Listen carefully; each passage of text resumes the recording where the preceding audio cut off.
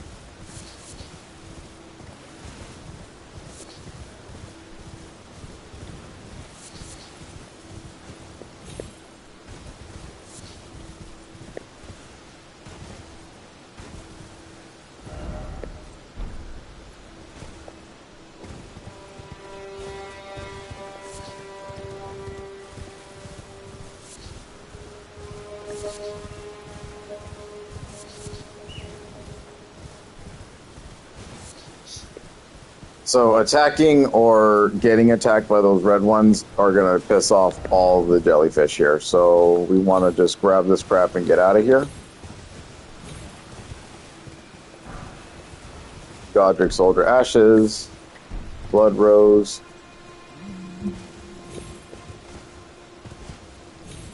If you can, try not to aggro them, but you're going to. Magic Grease. Ooh, sniper shot. Sniper shot. There we go. And there will be like skeletons and all sorts of shit that'll start popping up there, so you just don't want to hang around. You got jellyfish shooting at you, poisoning you really fast. It's just not worth it. But we were able to pull some magic grease from there, Godric Soldier Ashes, so a duo of spirits consisting of a wielder of devastating charged hammer attacks in the vanguard and a crossbowman bringing up the rear. The soldiers who serve Godric the Grafted are what remains of the army that fled the royal capital of the Erdtree.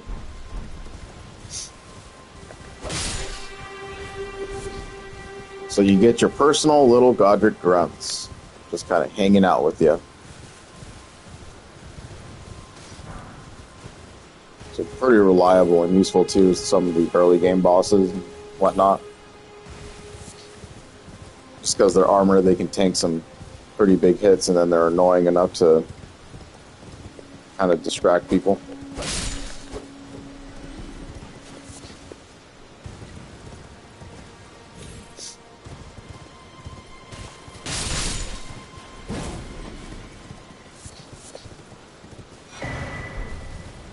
Got more starlight shards.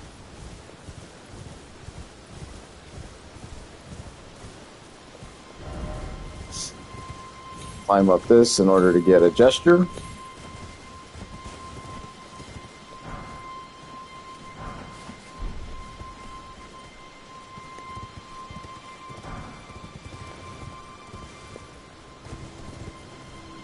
careful on your way down because you can take some damage.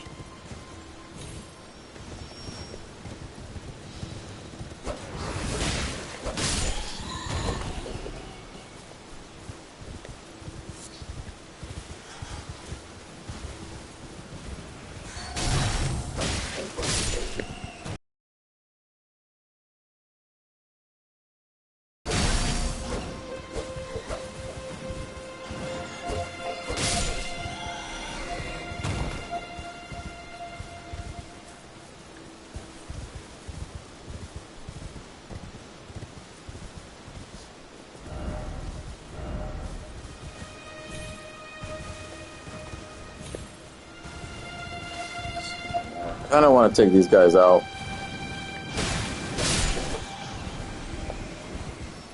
Because they will interrupt us.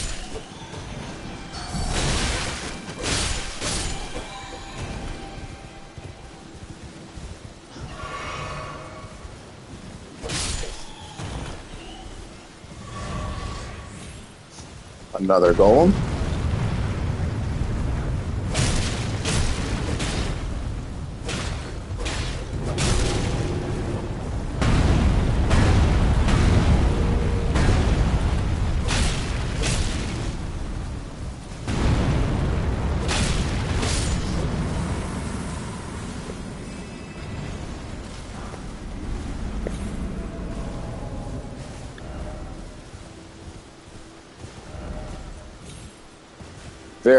Very easy enemies to take down, so no real strats to them at all. Just chop at their legs, and then the ones that are at full HP will just drop, and then you just go for their chest like we did earlier in the boss fight we had with one of those things, and they'll take like 6 times the damage.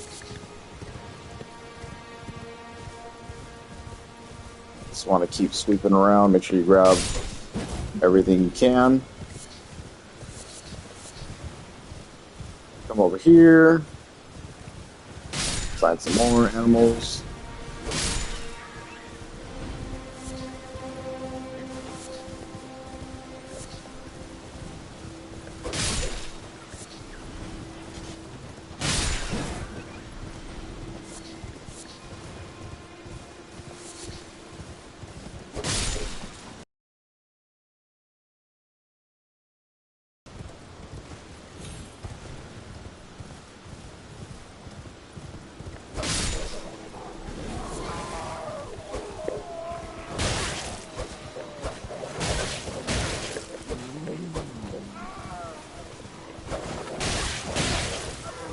Alright.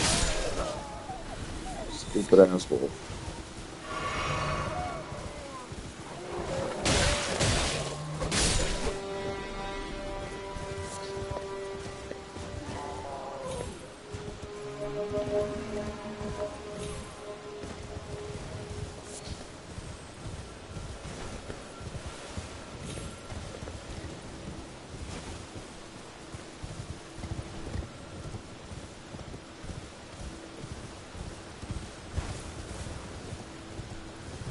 See here that we got a chitin grunt, just kind of walking around.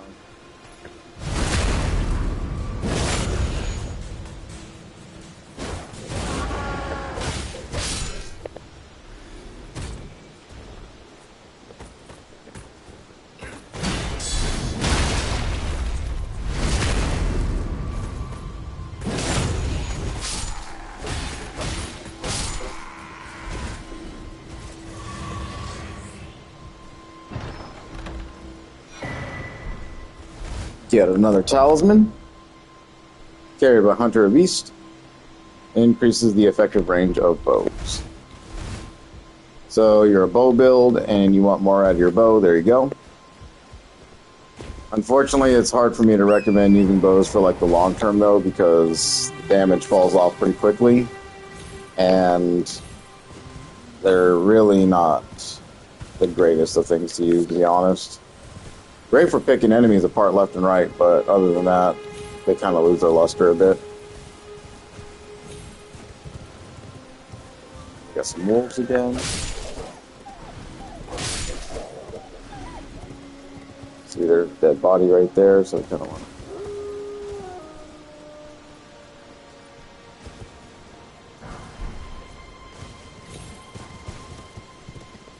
Not the easiest maneuver to make.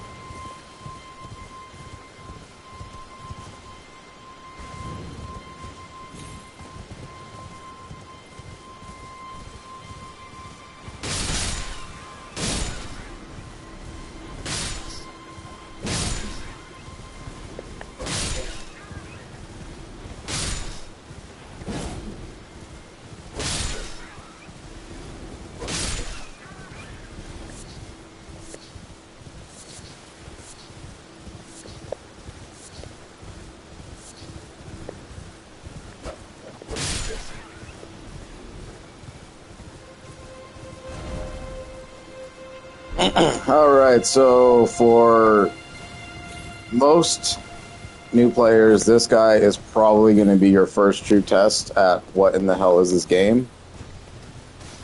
If everything else we've done so far and you've seen looks pretty easy and can be dealt with very fine, this guy, however, is probably one of those exceptions. If you're very good at parrying, this guy is super parry bait. Other than that, you will have to learn his moveset and kind of deal with him in certain ways. But it's a knight class enemy, has a giant shield. Their second phase is pretty rough to deal with. And they are some of the more difficult, just because they're more beefy enemies than anything, and they hit like a truck. So, especially for the early game, this can be a real hard challenge, because you're only given like 2 or 3 mistakes, and you're locked in such a tiny arena with it. So you can, the best part about the Evergels though is that even if you die in there, you won't be like thrusted back into the battle. You'll have to make that decision to keep going back inside to defeat whatever's in there. And your runes will always pop up on top, so you don't have to like go into the gel, grab your runes or anything. They'll be like right here, wherever you died at. You can grab them and then run away with it and just go do whatever else until you level up and come back. So they at least were very forgiving about the Evergels, at least. With all of that being said, we are going to take them on. Go ahead and show off this fight. You do want to come in here at least with like some full gear, you know what I mean? Kind of have some greases with you. You want to, you know what I mean? If you really want to have a good fight with him, just kind of strategize it. You can't use spirit jellies, so you might want to take that off if it's going to help you with light load or whatever, or I mean with this kind of stuff. Take a look, see if anything can help us. Doesn't look like it. All right.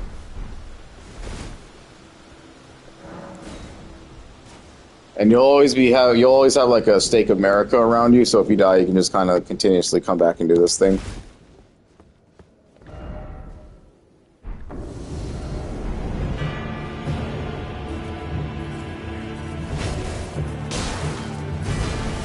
And you see, he just takes no damage.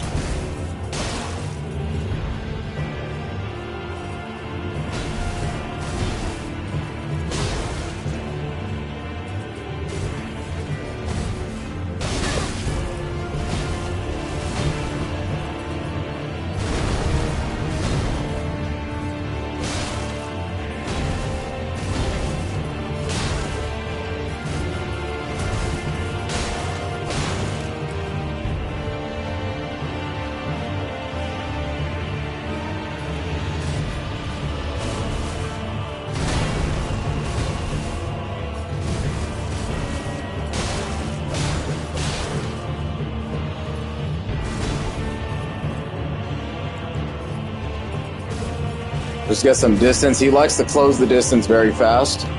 So just run away from him and then use your heal.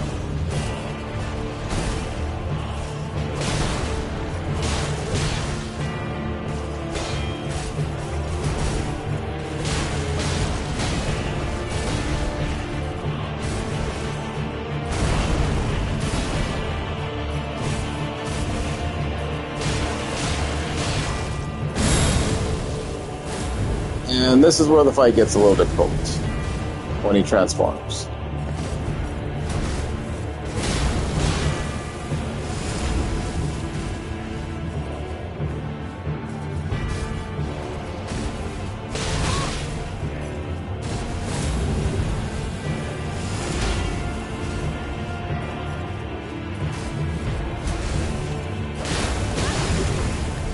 Because of that, yep. That little tail move that he brings out is pretty damaging and really hard to stop. And you really can't stop it. Even if you block it, it'll take some damage. Oh no! He actually got it.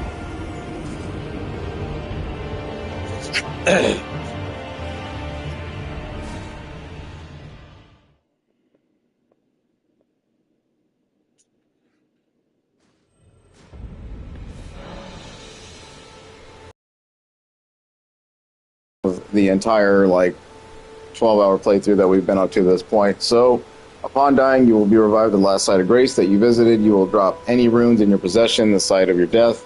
If you die again before reclaiming those runes, they will be lost forever. The compass at the top of the screen indicates the direction of lost runes. Alright, so that is your penalty. It is the Dark Souls way of doing things. You die, you lose your runes, you must go get them back. If you don't do it in that one life you got, then you lose them forever. The only way you can prevent this is by using a sacrificial twig, meaning that if you die, this will get destroyed in its place, but you will retain the runes that you were trying to go after. So, not really... Like, I knew this guy was probably going to be the first one because he is just always just a challenge. You can see he doesn't take a lot of damage, and you just have to really outpace and, you know, manage the stamina and stuff like that with this dude. So a couple of mistakes were made in that battle. It's really just those follow-up attacks that really get you. But other than that, he's pretty manageable once you start learning his attack speeds and stuff. And then, of course, the old just don't get greedy, and there you go.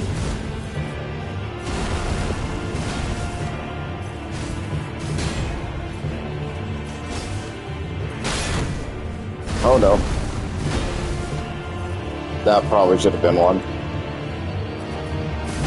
Yeah, I just bait him out like that.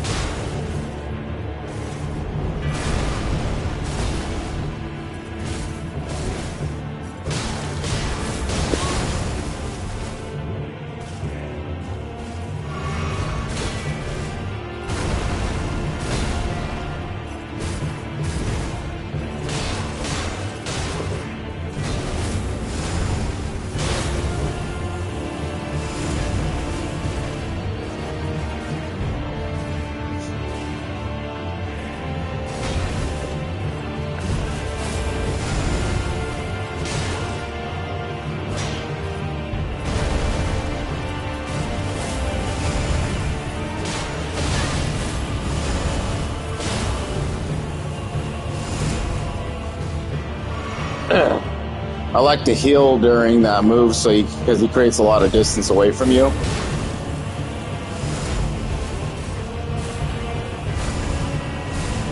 That's just a wider swipe. This is the best move you can get him to do to get a lot of attacks in. Okay.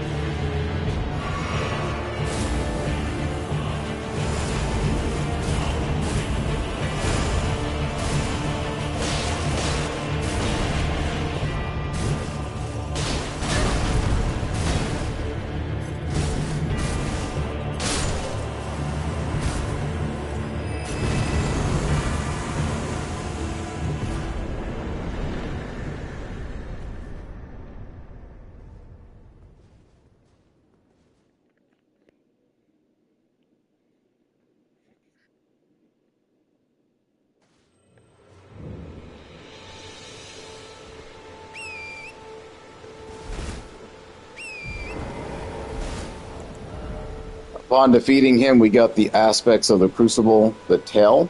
So you get to be able to do the same little tail move that he did. It's super incredible. When I was playing the Faith build in the last run, I use this a lot, and I literally had my character tailored to like a Crucible Knight type of thing, so it was pretty cool. A little role play there for me. This is the manifestation of the Earth primal vital energies and aspect of primordial Crucible, where all life was once blended together. So there is a little bit of a story about the Crucible Knights, and we will see more of them definitely throughout the playthrough. Like I said, I'm not really ashamed that he was the first one that gave me the death, because they are some pretty incredibly tough enemies. But they really do set themselves up, just like the Black Knights of Dark Souls 1, to be like a very parryable machine. So if you're trying to learn how to parry in this game, the best thing I can say is go to those dudes, and they will literally teach you how to parry some big-ass swords.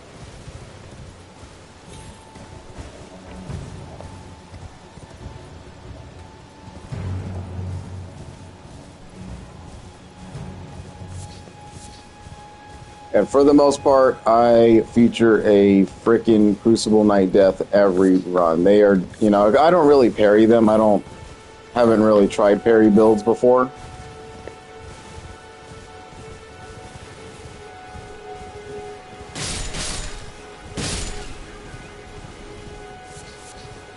So that's the way I learned it. I just kind of had to witness his moveset and then just kind of went with it.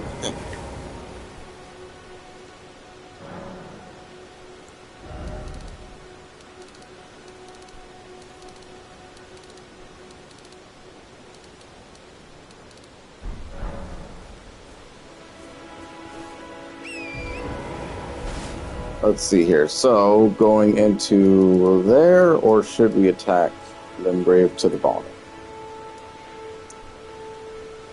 It's always hard to decide what to do on this part. Because it's like this is more of like a big-ass exploration area. There's really, it's optional, very optional. But you can actually net some stuff in here that will give you more upgrades before you even attack Stormveil.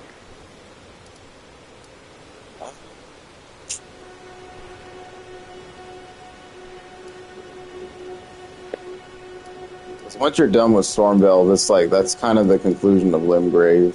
Supposed to be anyway. I think it would be more proper to take on the bottom half of Limgrave then. Seeing that this was kind of intro area, and this is it. Like, that was it for intro area. There's really nothing else to do here now.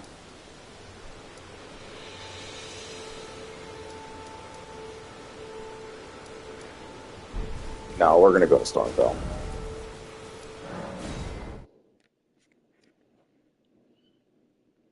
Because for most people, they're going to go to where the main objective's held.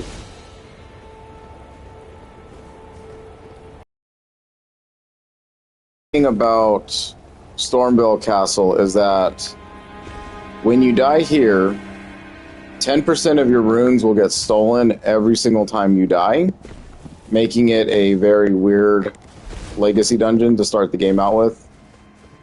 So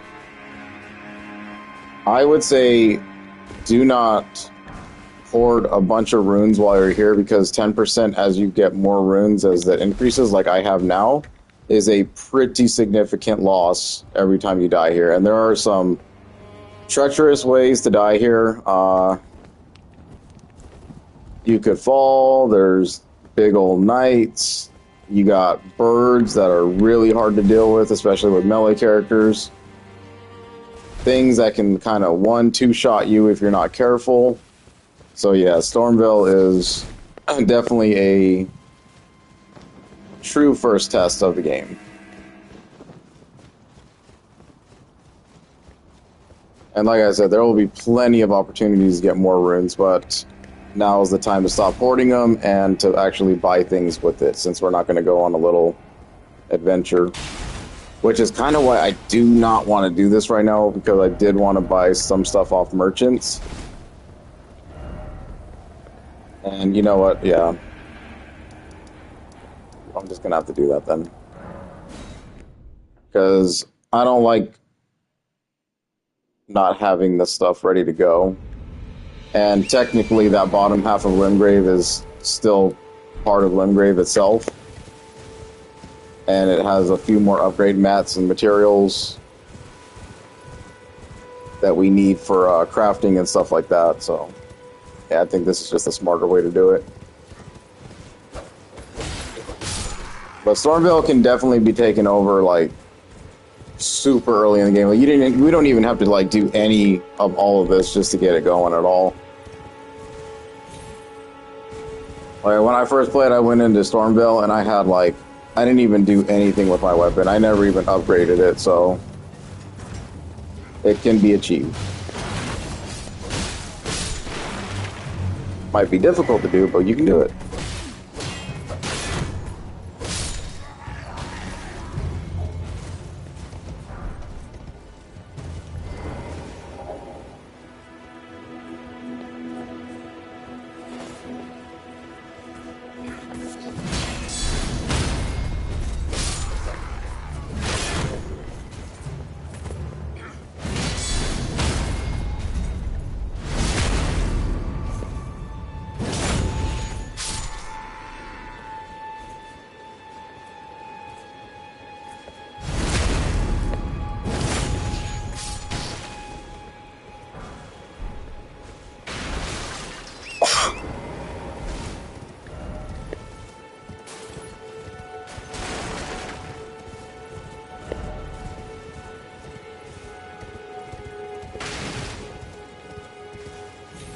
Let's just kind of break through their little defenses here.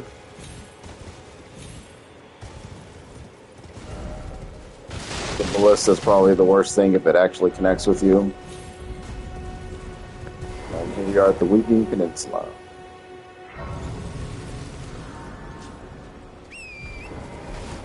Okay, first thing we want to do is come down here and find an NPC.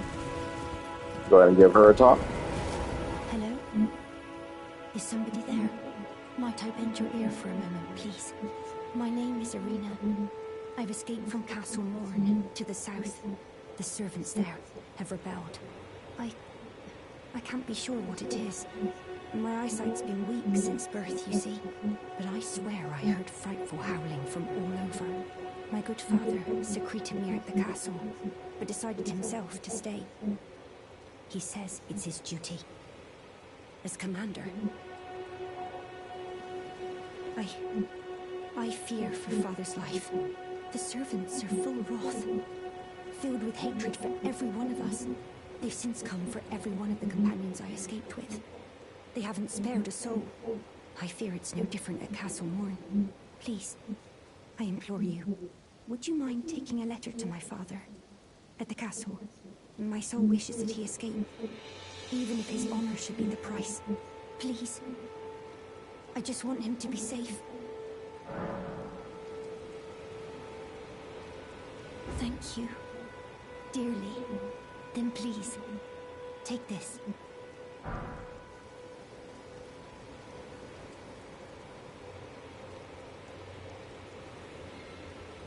Deliver it to my father, who remains in the castle, if you please.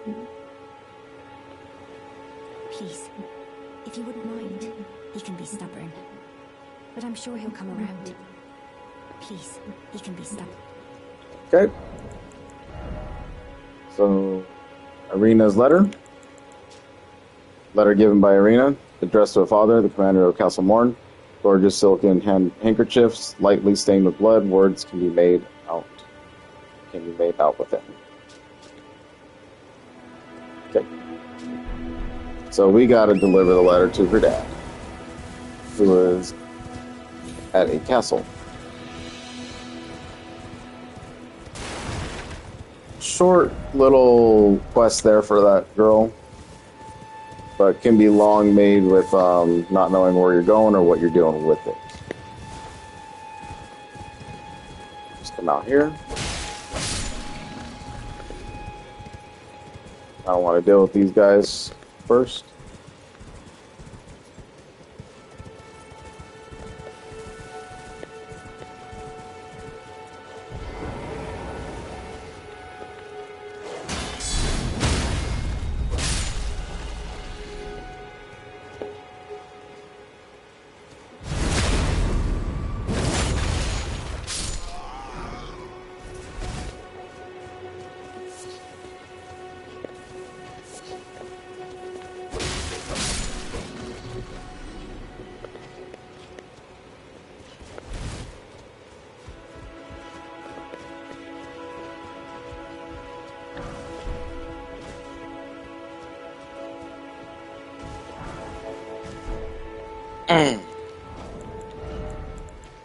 Grab you a Morning Star. I love this weapon.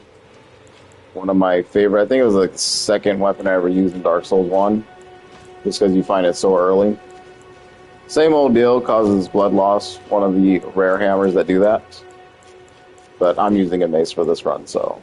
Morning Star is taking a backseat this time.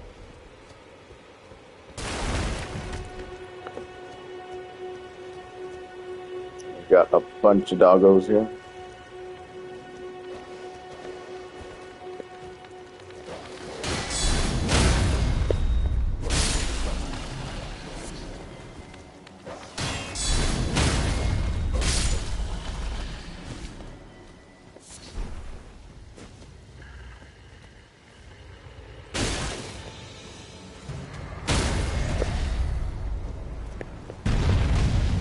Boys Destroyer.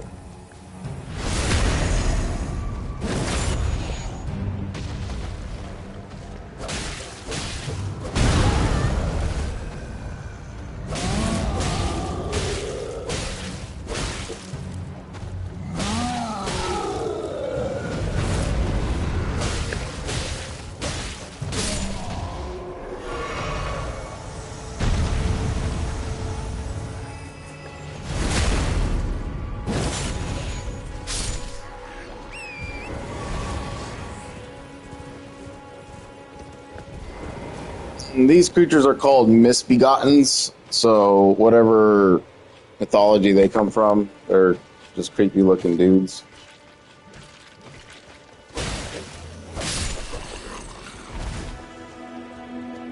You see they kind of gang up on you.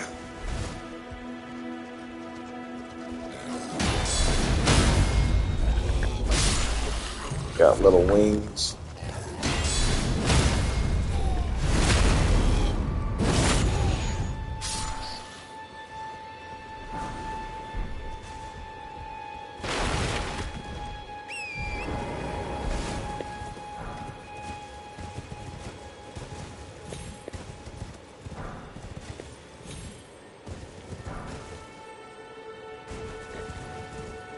Go ahead and take out this guy. Ash of War Mighty Shot, so usable on bows and longbows. Archery skill performed, oblique stance, ready to go. So these kinds of things are what make arrows really nice, though. If you attach that to a weapon like a great bow or something, I mean, you're doing a penetrating shot for that much FP use as well. And 6 FP isn't really anything in the long run. And just imagine you're shooting a bow for that much, you know, increased damage. Bows can be kind of good. Like, I don't want to knock them down too much, but in the long run, it takes a lot of skill to kind of get used to using a bow all the time. Okay. Oh, down this way. And this is what I'm talking about. We got merchants just kind of hanging out everywhere.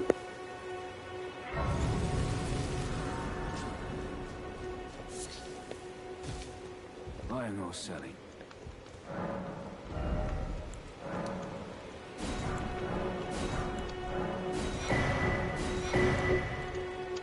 Bastard sword, a really good great sword. Crossbow if you want one.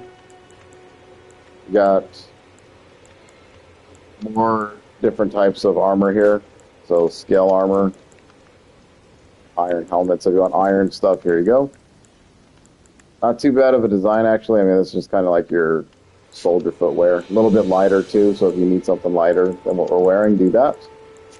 They have a talisman, so you want to go ahead and buy talisman if you want to raise your maximum HP. That's the starting gift that you can actually get at the beginning of the game, but we didn't decide to do that because I told you it is very early. Demi-mob human, or demi-human mobs, so we'll go ahead and buy that.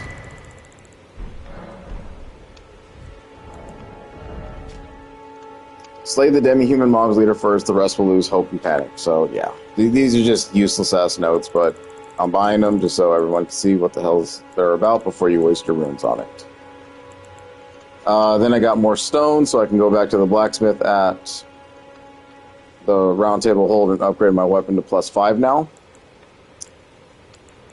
Just making me a little bit more stronger.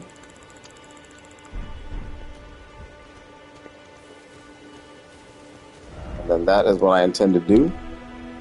So I'll go ahead and just go back.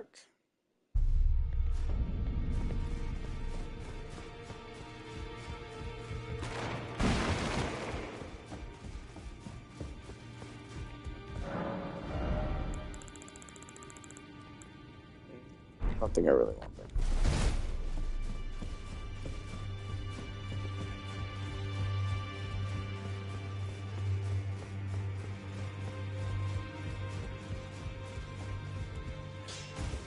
Well, I took you no matter to lay out your own.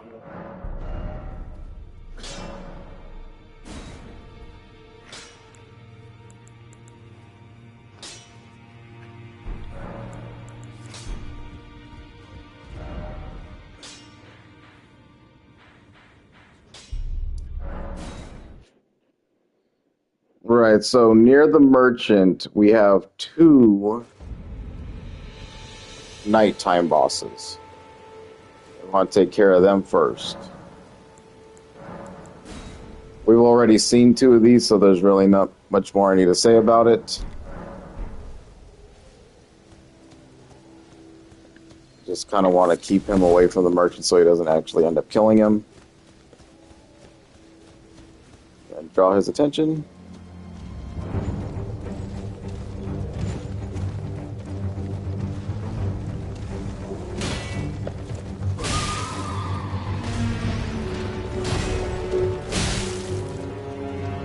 Do want to watch out for that bleed buildup though on that weapon, because it can still penetrate through your shield.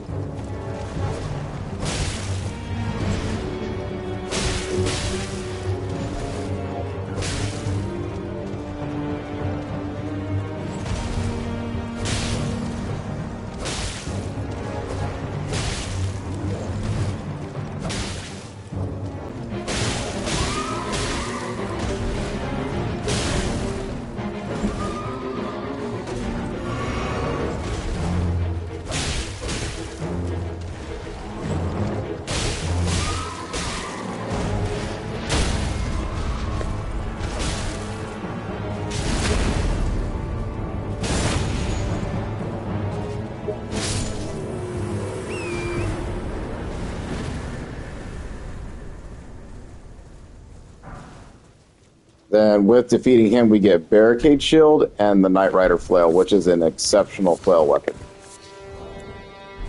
I actually tried using it before, then I kind of fell off with it. I think I put the game down for a while and I forgot I was even using it. So that's on me, but yeah, Dex weapon for sure. Blood loss just like the other one, but just much more powerful. So... Barricade Shield. Barricade Shield, skill made famous by Sir Needhart.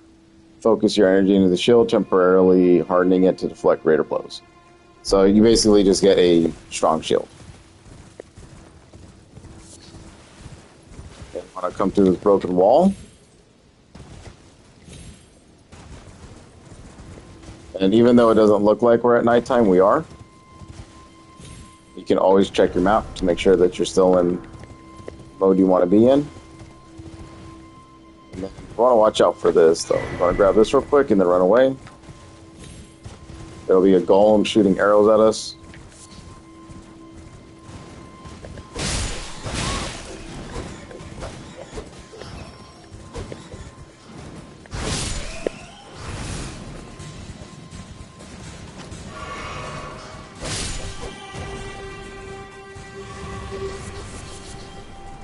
More tarnished sunflowers. And here we go.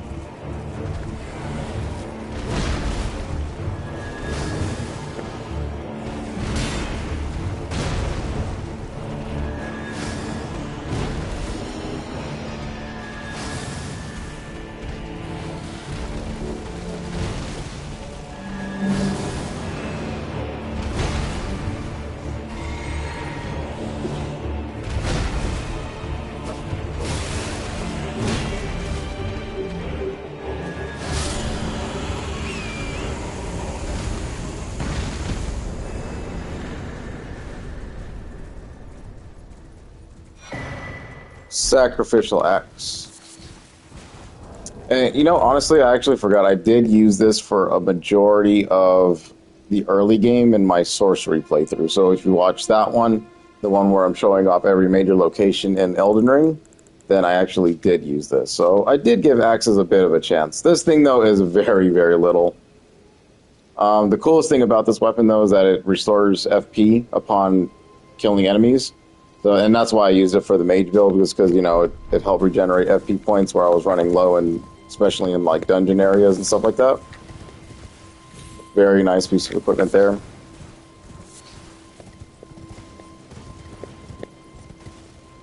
But those are the two night bosses for this area, so you don't have to worry about any more of them coming in this place.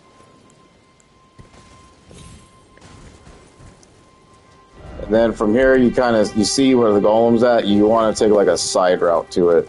Just want to stay at its vision, because the point of it is that it's supposed to see you from far away, and then it's just going to be pelting you with arrows, and that thing is accurate.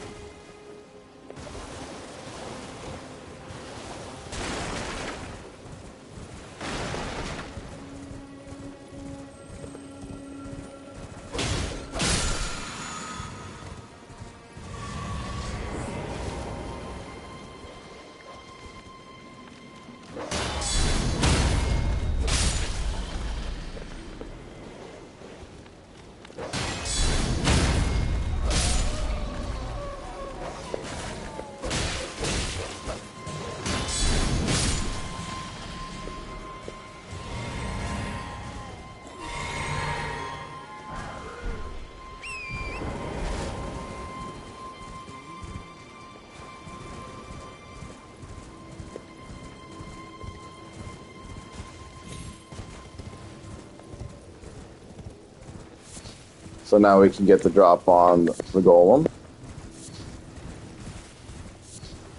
And same thing, even though it's an archer, you just want to chop away at its legs.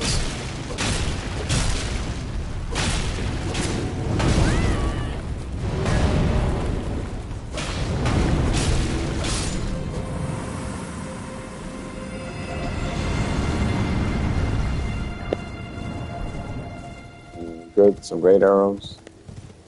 We do want to grab at least this Grace so that we can get behind it every single time, because that thing will rejuvenate.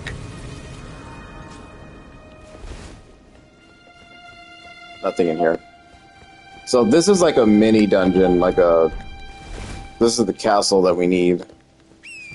This is the most like highlighted place in the bottom half of Limgrave. But first things first, we want to grab the map. And that's basically what the golem is. The golem is just there to kind of interrupt your progress in getting the map. You can just time your dodges really well and just roll through the arrows. So you don't have to really do what I did there, but it's just a smarter way to approach it. Because he will shoot, like he'll see you from right here, and he'll just shoot those arrows at you while you're trying to explore this place. And it sucks because the arrows carry a little bit of splash damage radius, so yeah. You're dealing with a lot of stuff going on at once. Find a map, open it up, and then you can see it's a small area, but there are like quite a few new bosses and things to do down here. So we are gonna like kind of sweep the majority of Limgrave up this way, and then attack Castle Morn probably for last, because that's like the biggest highlight area is definitely Castle Morn.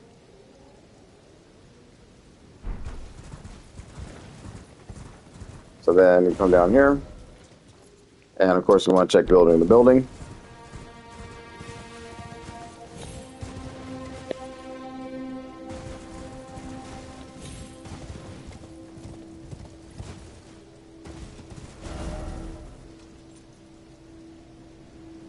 We already swept through the majority of that stuff, so we can check here, and then this little green, swampy looking deal.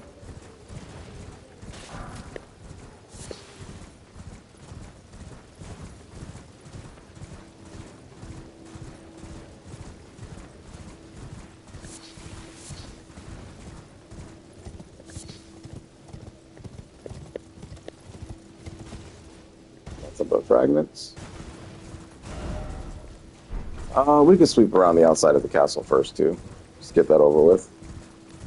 Even though we're coming back, we're just gonna grace and then just run in there and start dealing with the castle.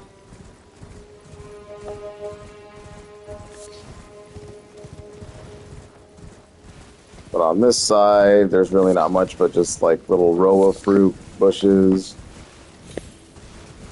Got cottonwood. St. Trina's lily. Some bats.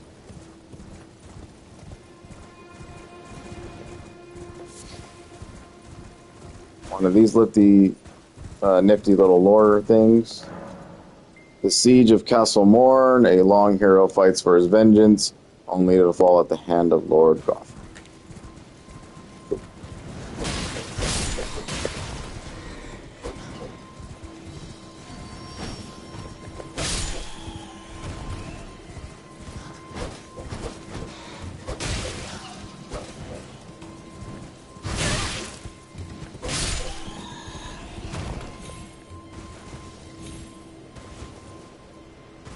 We got some angry jellyfish down here, so we can go ahead and take them out.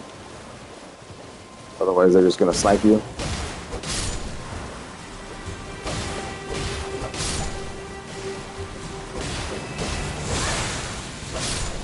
Like that.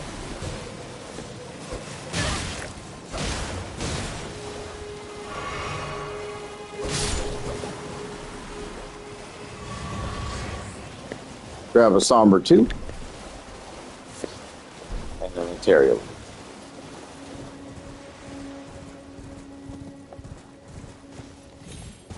Pretty useless equipment so far. Nothing to really speak, about. These poison zombies, they're kind of stupid. Just kill them. But the most important thing around here is poison bloom. You want to grab these at least. These will help you build your poison gear that you probably haven't found this flower yet. You got little slugs and slimes running around here. There is a crab as well. Just forget where he pops from.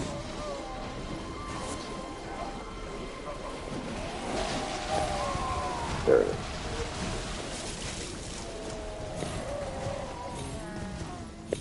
It's kind of super hike up here.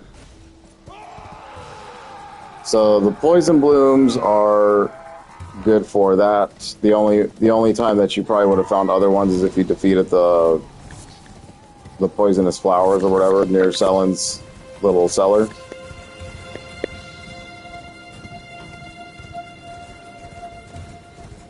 But you definitely need those if you're trying to, create like a poison build type thing.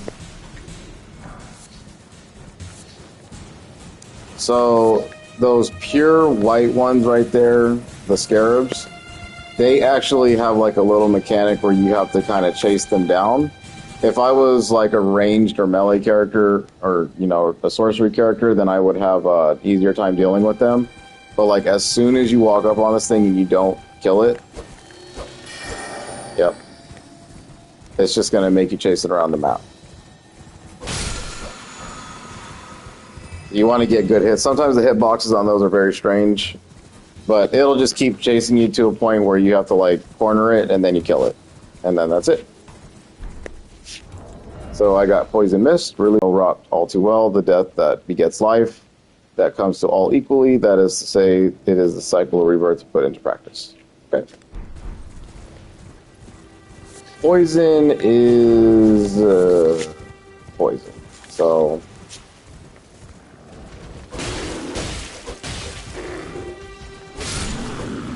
poison builds never really ever did get love in any of the Souls games. As interesting as they might seem, they just don't have a place. They're never going to be good. I understand the reason why they can't be good, because it would just be too powerful. But I mean, if we have a certain amount of weapons that give us the rot ability, I mean, it's only fair, right? Come on. And rot is overpowered if you know how to use it. very deadly. You know, poison that just destroys. But poison, you know, you just tick so slowly that it's like hardly even worth doing anything with.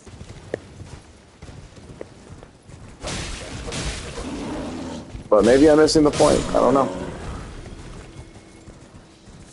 I've tried poison builds before, and it's hard to maintain them. They don't really do a lot of damage over time.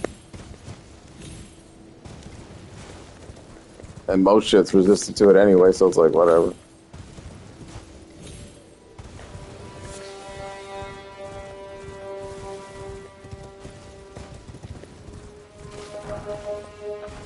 Yeah, this bottom half of Limgrave, though, is honestly, like, super boring. The only mainstay is going to be Castle Morn. This dude right here. These guys can be pretty dangerous.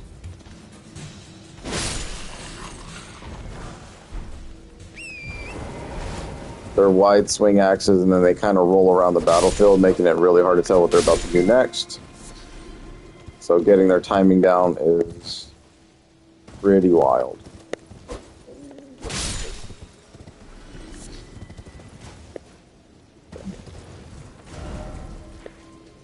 I mean, that was pretty much it for this. That's all you're going to get out of that.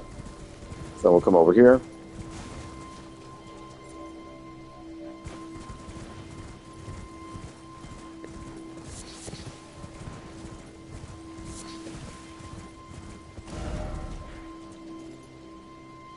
Then we got a spring jump that we actually want to use. And you want to use it right here. You want to get right inside of this. Grab you a turtle shell. So then you can cosplay as a Ninja Turtle. Put that on your back, it's hilarious. This is like the,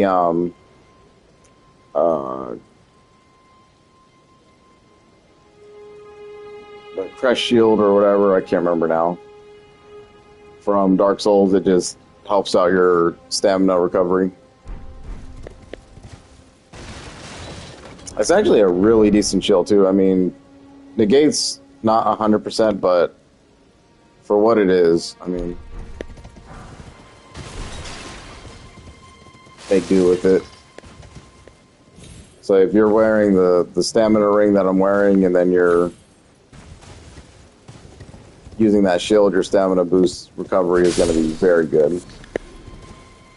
So it's worth considering, especially on like super, you know, fast dex builds and stuff like that. You get a lot more hits in and a lot more maneuverability.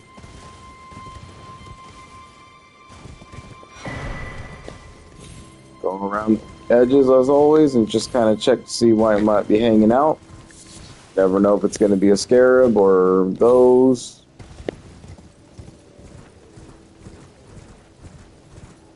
These towers we'll see throughout the game. These are called rises.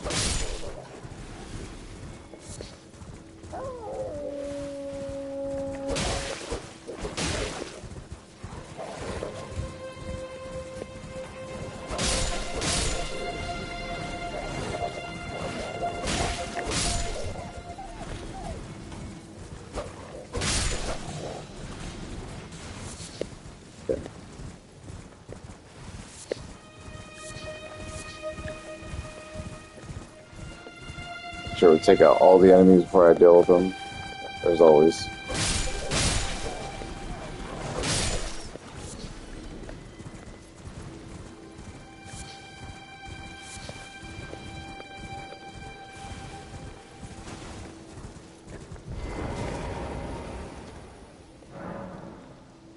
Seek a 3 wise beast. Alright, so these little rises house like magical equipment in them. So your sorcery build and your incantation builds are going to be suited for this kind of stuff. All you got to do is just talk to the, you know, examine the book, read what it wants you to do, and then solve the puzzle to unlock the doorways here that are blocked by magic. So when it said seek 3 wise beasts, it was talking about these turtles. You just want to destroy the turtles. Now, you can kind of see the water popped up a little bit there, and then there's messages. Visions of dog. Beware, here's something incredible. Dog. just kind of hit. If you're playing offline and then you kind of just want to circle around and be like, where's that last turtle at? And he's really close to the entrance. Like right there.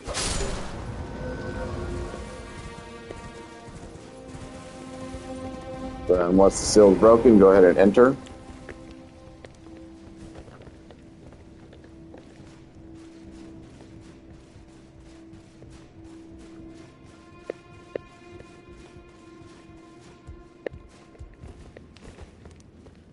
Just be careful if you're walking here because you can fall off and die very easily, especially if you're just rolling around.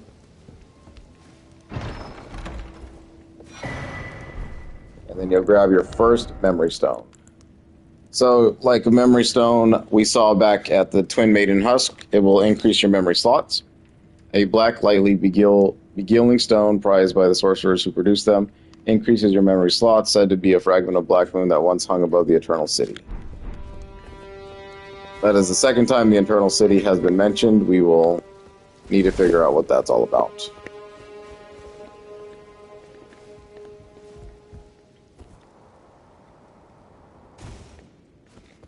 So then if you go into your status, you'll see that you have more memory slots. So if you're like a spellcaster or anything, those are imperative to get. Like you absolutely need those so you can have more spells in your arsenal. Then we'll just continue down. See, we have a high ground. We're able to observe our battlefield, see where we need to go, what to do.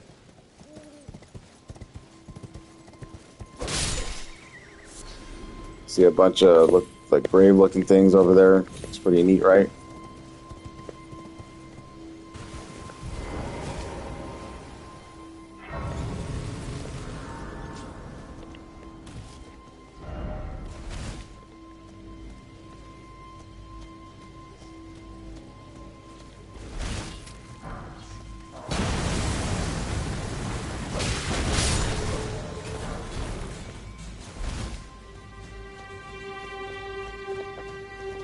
These guys and their scythes are pretty decent weapons as well.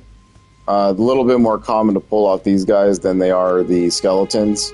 They're not the same scythes though, so the ones that they carry are, like I said, easier to get but a little weaker.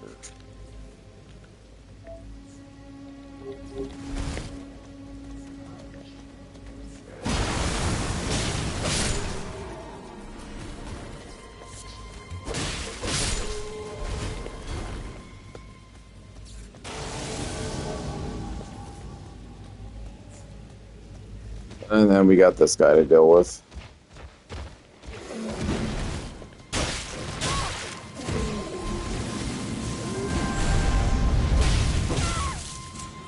Again.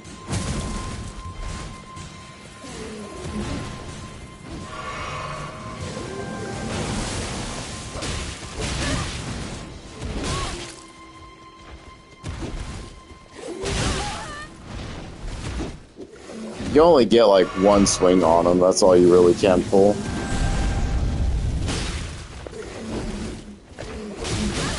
They're just really quick.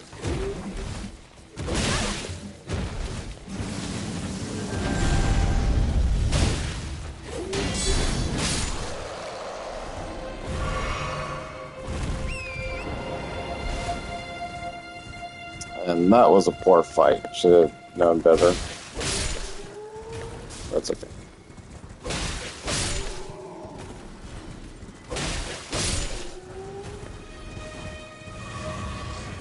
They'll just throw gravity bombs at you. It's not really a damaging move, but yeah. That's what they do.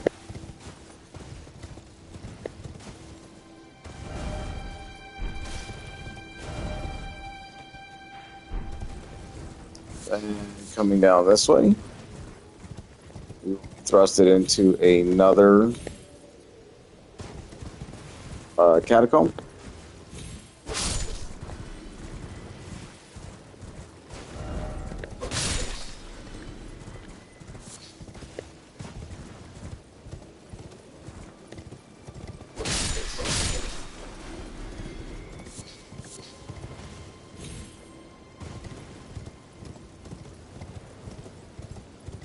This one little bird, I always let him live. I just want to devour and just leave.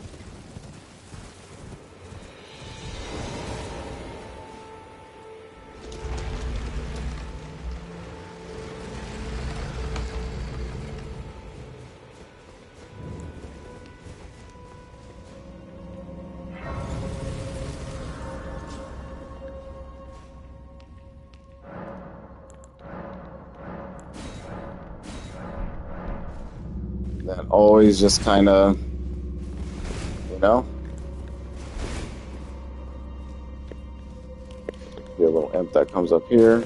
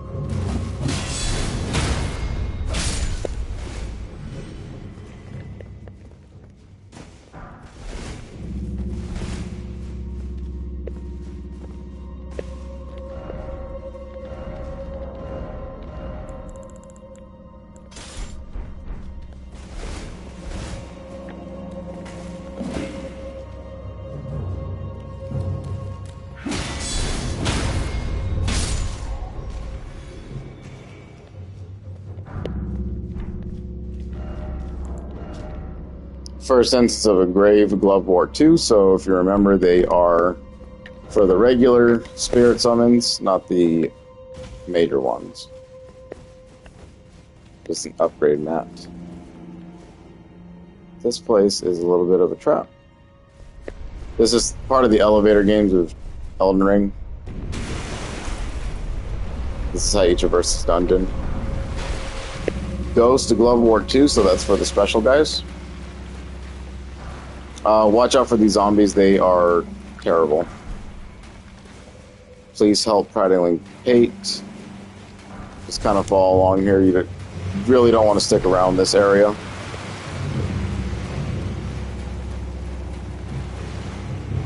Just kind of bob and weave, grab these, and then just get out of here. Yeah, there's like, I mean, you can fight those dudes, but when they grab you, it is freaking annoying to deal with. Just better left alone. And this is how you get to the lever.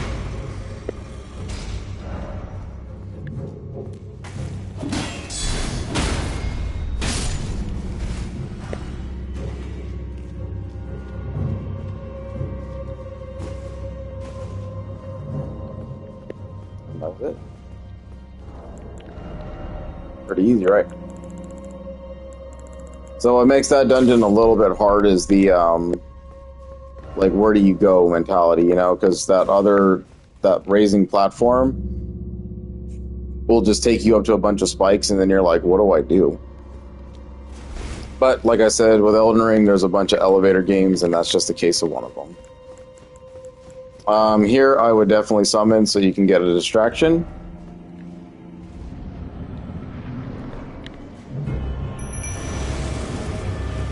Because this is freaking annoying.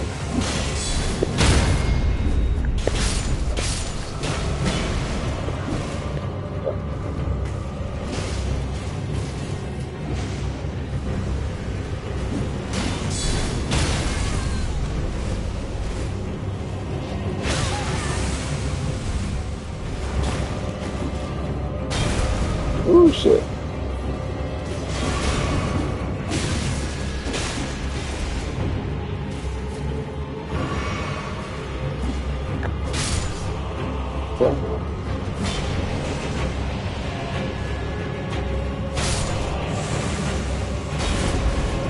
So our jellyfish is trying, but it ain't working out.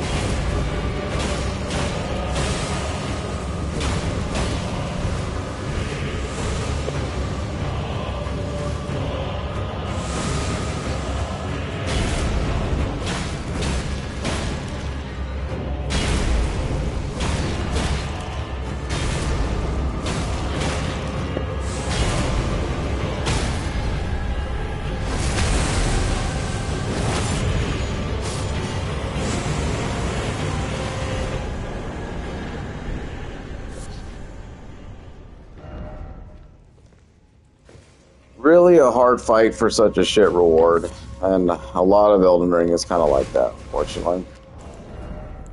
Unless you really like them. I mean, that's kind of a thing, I guess. So, Prattling Pate, please help. Say that like 3 times fast. A wistful fetish that imparts the voices on Neuro. We already read those before, so this one will just literally say, please help. And that's it. You can tell we have a bunch of these Grave Glove wards, so you can really just kind of mess around with your Spirit Ashes if you want to. Haven't found out how to do that yet, though, have we? Summons 5 demi-human spirits. So 69 FP cost is pretty heavy. But you get those, the demi-human mob, basically, that we've been seeing throughout the game. Spirits of demi-humans that are small in stature, but have a violent, brutish disposition. Though they seem somewhat intelligent, when night falls, their blood boils, and they become feral. So the reason why we've seen them have red eyes and stuff like that. I mean, overall, not too bad. But yeah, you definitely want the summon help there, because you would have had to take on, 6 imps, and then that dude alone? Pretty tough. Considering that those guys always do bleed damage too, yeah, you're in for a rough one on that fight.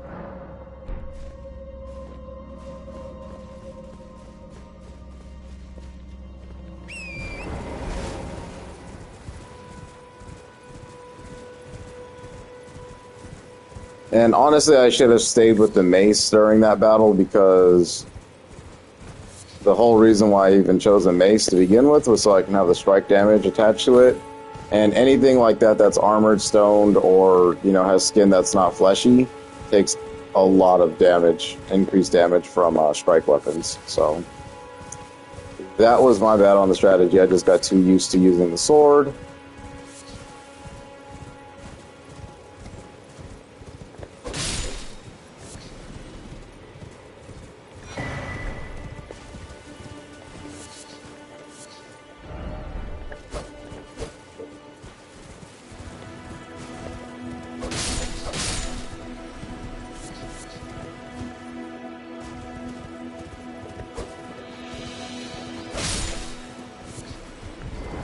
This would have been the thing to tell us that there's a catacomb down there.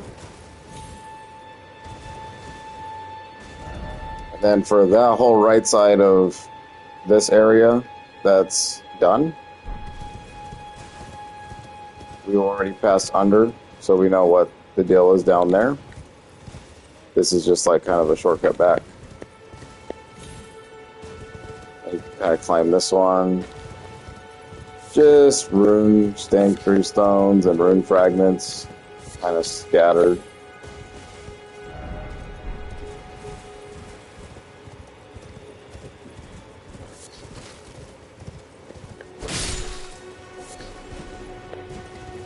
See, that's where we entered Grace. These guys suck. The ones that are on the ground, just avoid them. You'll see how quickly my poison built up there. They're really not worth fighting anyway. Just kind of hang out like that. It's got this little tower.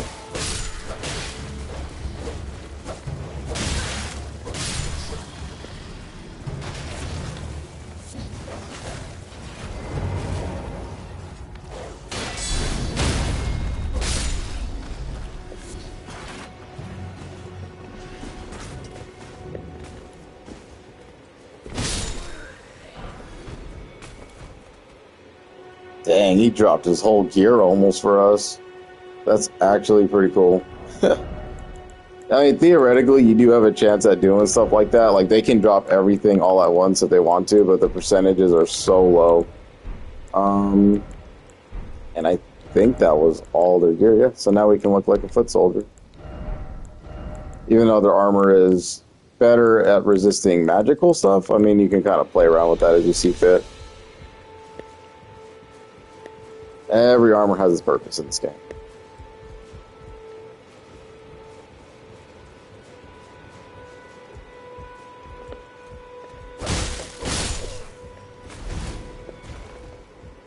I don't think this is the one that takes you to a trap. We'll see. I don't know. Okay, yeah, you forget. And ballista. Strength weapon. So, strength builds. Go ahead and attach that to your arm and just watch it just wreck people. You pretty much just get like a hand basket. That's exactly what it is. These things you can destroy, but they'll always come back upon resets. I wish you could just use them outright, but no.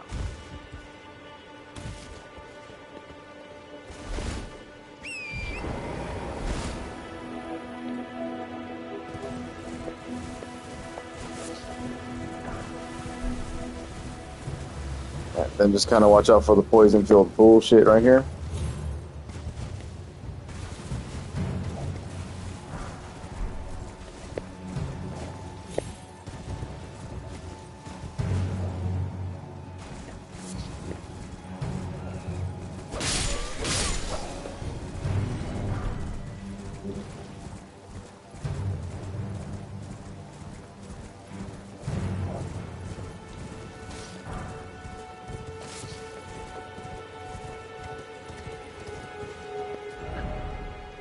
We've already seen this side. It's just the dogs are kind of hanging out right here. You don't really need to mess with them. Unless you want to. I will mess with this grace point, though.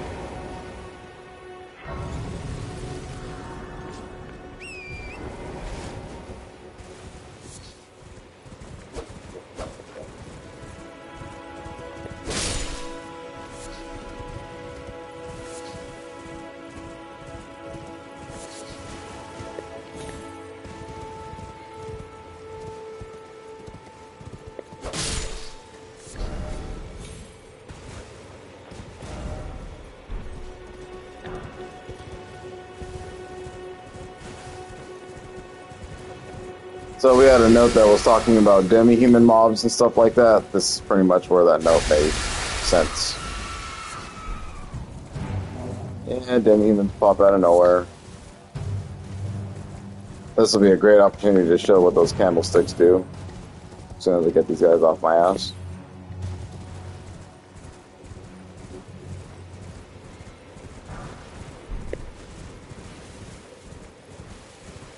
Should be some misbegotten down here.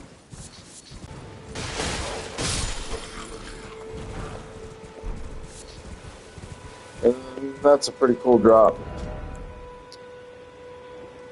Steeped in resentment, these weapons are swung wildly and relentlessly often after rushing up to foes. Fairly large iron clear, commonly used by the maltreated, misbegotten.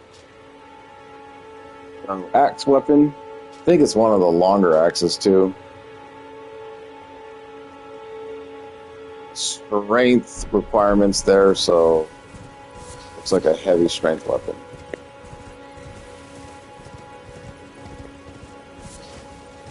Which is pretty cool.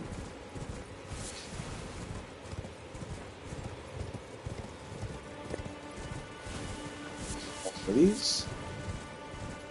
And then we want to interact with this thing. And this is the guy that I'm talking about. So now we just got to kind of follow his footsteps. He'll lead us on a little journey here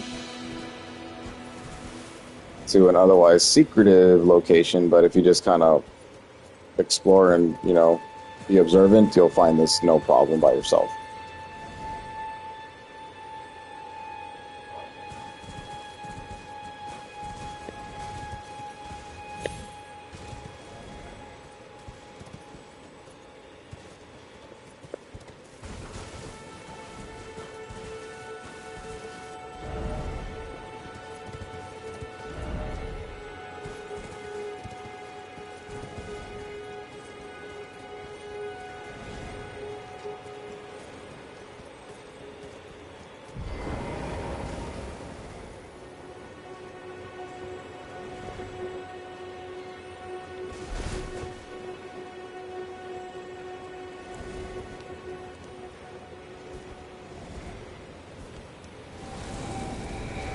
And that's it. He's done his job.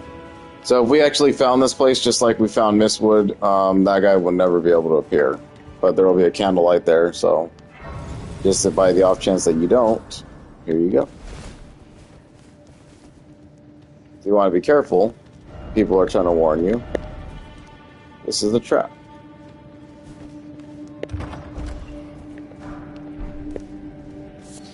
So what would you do is that you would fall and then you get ambushed.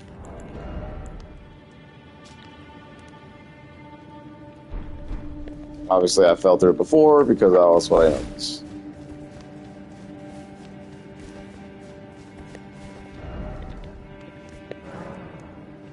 Offer help me.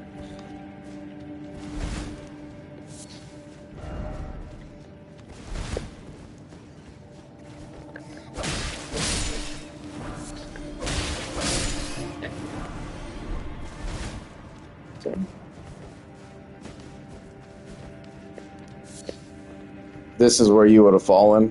Kind of a little fight with rats.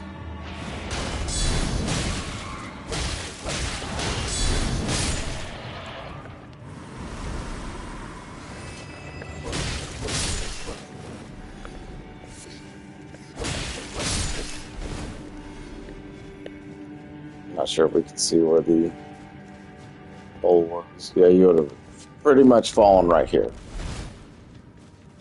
And you can see a bunch of people didn't make it through the rat piles. Oh boy.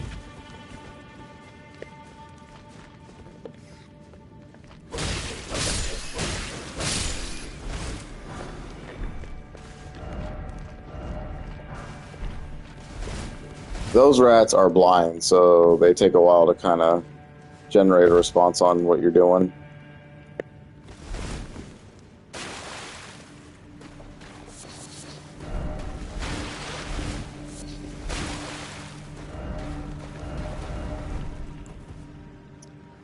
So another rune bear.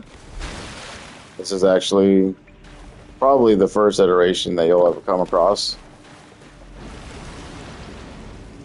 Like in an actual, like, have to fight it.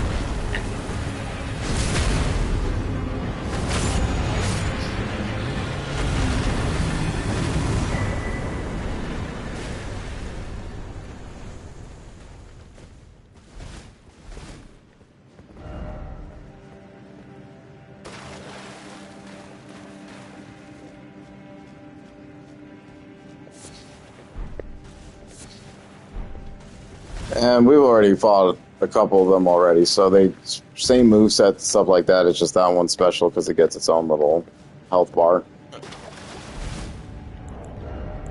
And you get the Spelldrake Talisman, which negates magic.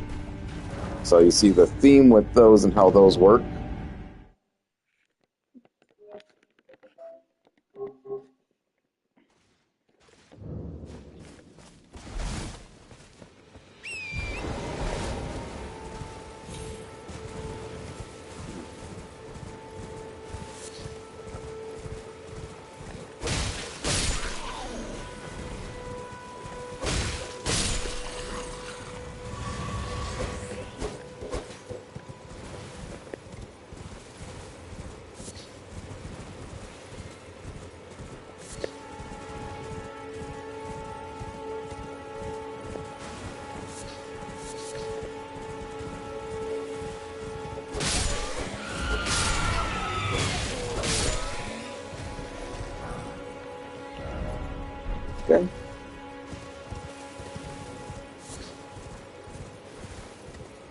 kind of want to scout out this ruins before you just run in there like a wild man and make sure you're up to snuff with it. Come over this way real quick though and just grab this guy.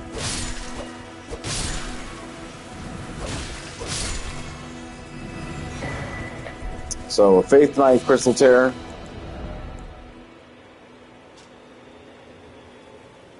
Obviously just increases one's faith. That was applied to my concoction every time since I was a faith build. Just raising it even further. Alright, so we take a peek in there, we can see there's a pretty big enemy. I would summon. Grab this. And then just attack the big one.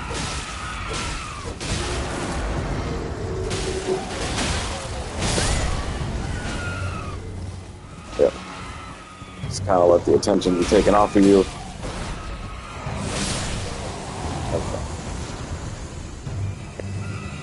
Demi-Human's Queen's Staff, Crystal Burst. And then you can see they are all just kind of just giving up.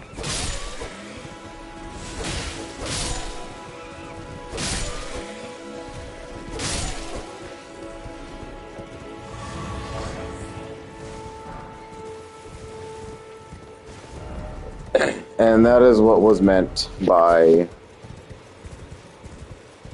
if you defeat the demi-humans mob leader, then they all just kind of give up. And that's it. Demi-human Queen Staff, so just the Glintstone Staff. Probably better than some staffs, but not the best. I think it has like some kind of weakness or whatever. Never used it. Crystal Burst fires burst of Glintstone Crystal Shards. You need 18 intelligence. A sorcery of Crystal Cadre. A sorcery of the Crystal Cadre. A group of sorcerers who pursued the Wisdom of Stone. The secrets locked in the faint cognition of Crystallians. Okay. Yeah, the burst spells are ass, so don't worry about those. They don't really... I mean, they can, but they're just... I don't know. Not, in my opinion, not worth it.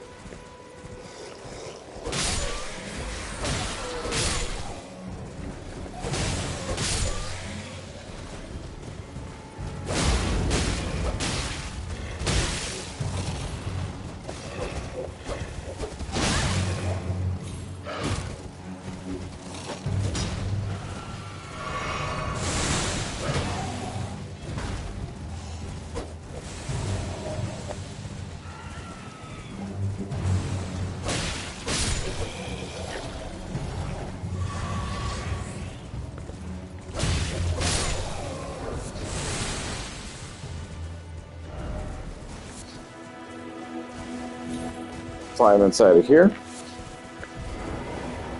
And there'll be another secret.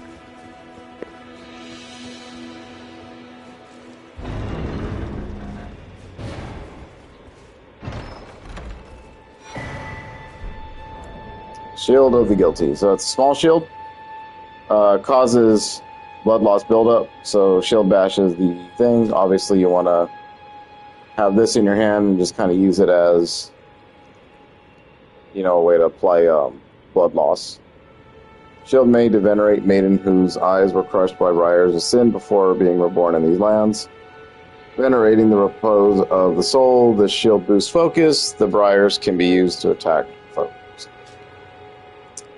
FP cost is 10 though for shield bash, so you only get so much use out of that.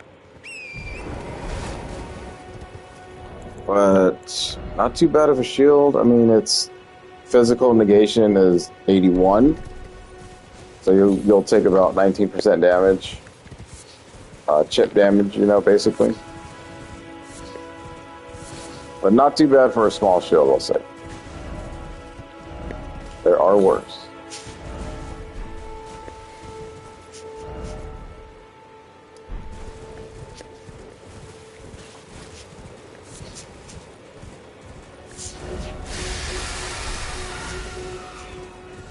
Yeah, this dude's sneaking up on us.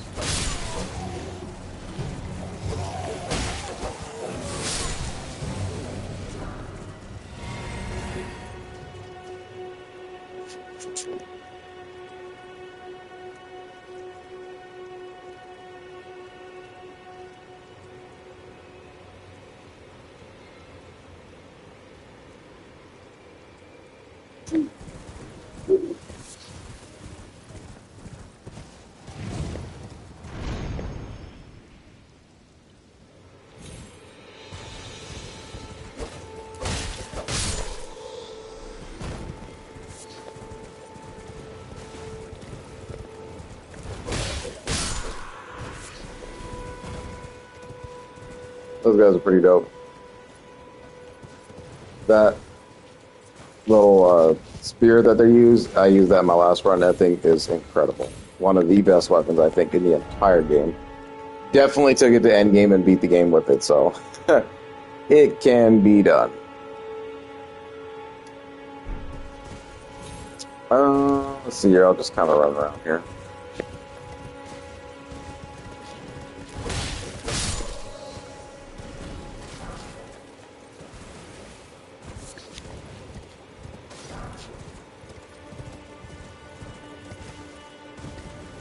Yeah, you can approach this from that side as well.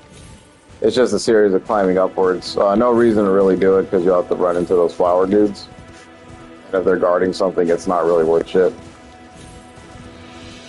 But you want to come all the way up here for a church.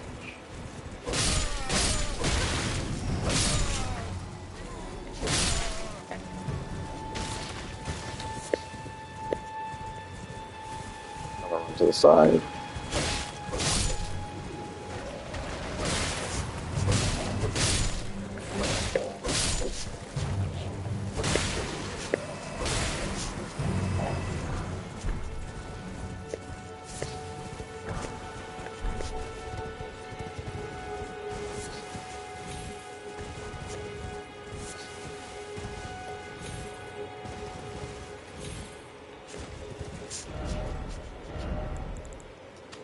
We will want to take note of this place. The gilded iron shield, smaller shield, heavier than a wooden shield, but boasts higher damage negation. Though the gold leaf spilling off the effect is slight, it is still boosts holy damage negation. 88% physical reduction, still a small shield, so pretty much used for parry. Not the best parry shield, but it is a small shield, so that makes him a little bit more better.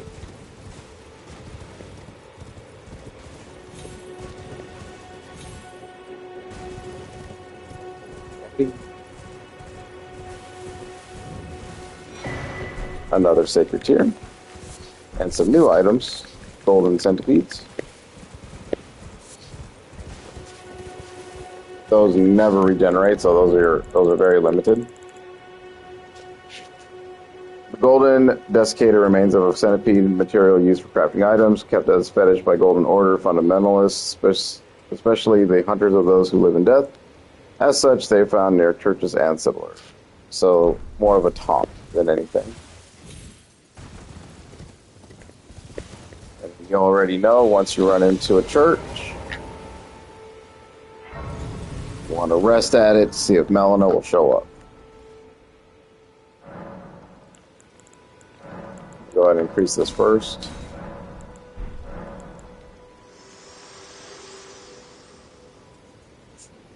Spoken echoes of Queen Marika linger here as well. Shall I share them with you? In Marika's own words, then, after thy death, I will give back what I once claimed, return to the lands between, wage war, and brandish the Elden ring, grow strong in the face of death.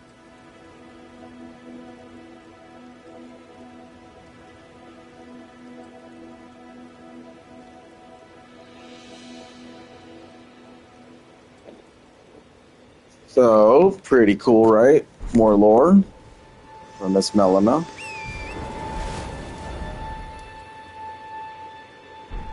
And you want to do like just a straight down shot.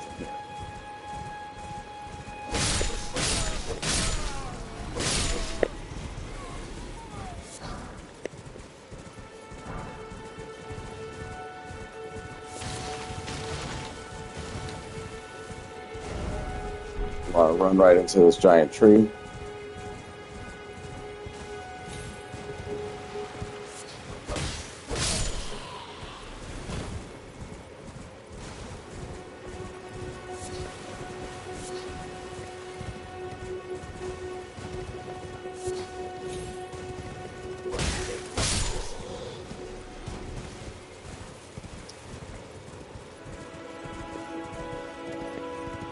You get a Stake America and a Summoning Pool.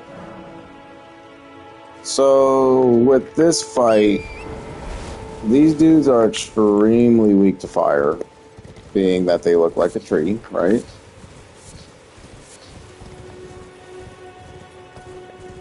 So you definitely want the fire grease on or any kind of fire capability.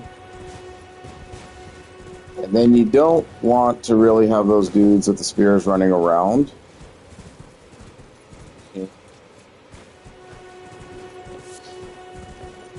Okay, should be fine where he's at. Okay.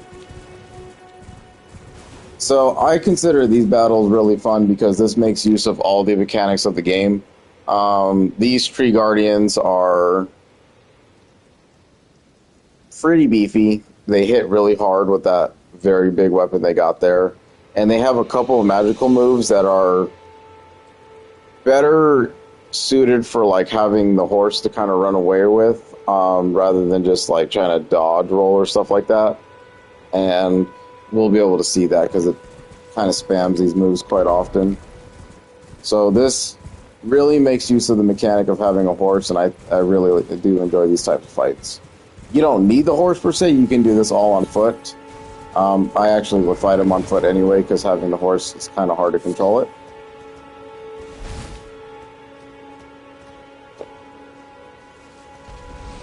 Playing up your sword.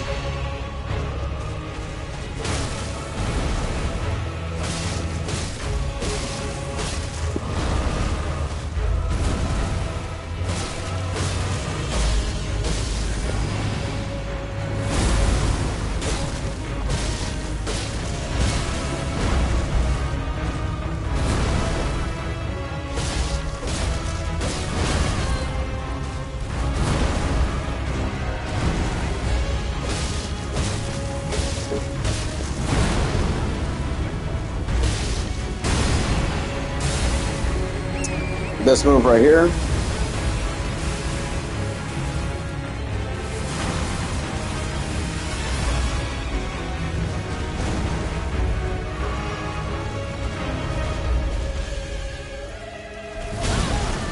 It's just caught.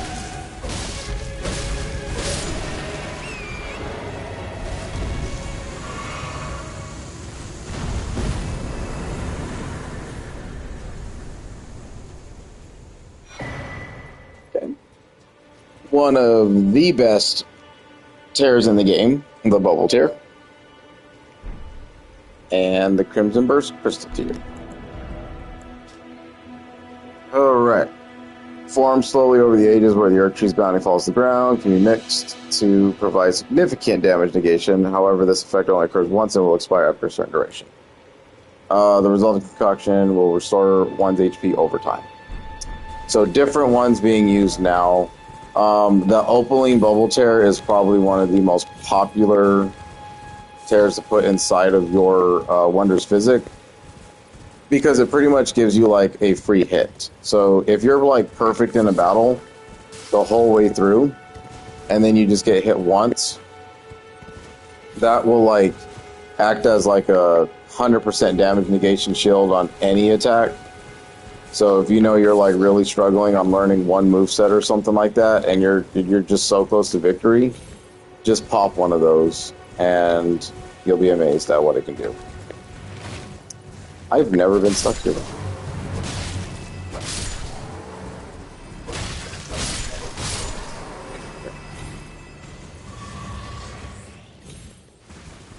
Actually, never knew there was something down here. That's crazy. See? Every time. Find some new shit. Oh, that is cool. Never knew this existed. That's cool.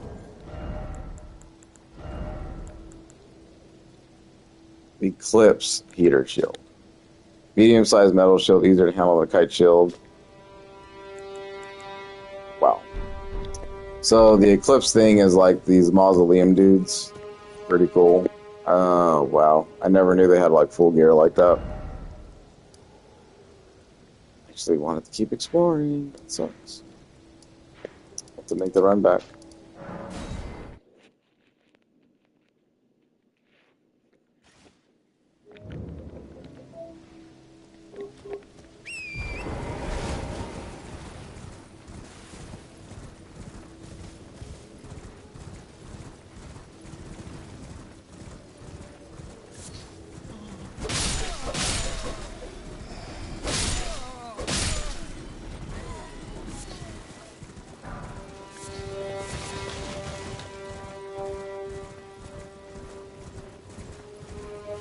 And then you can see we got an angry jellyfish right there. It's because he's guarding a tomb.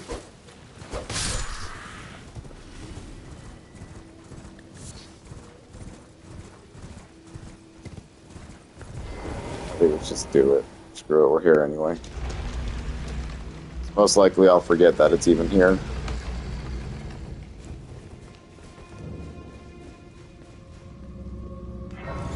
And this tomb's ward. Let's come in here. Be a lot of instances where we have to use these types of things. So, bony boys are back. We got more pots from the merchant, so we're going to go ahead and make more.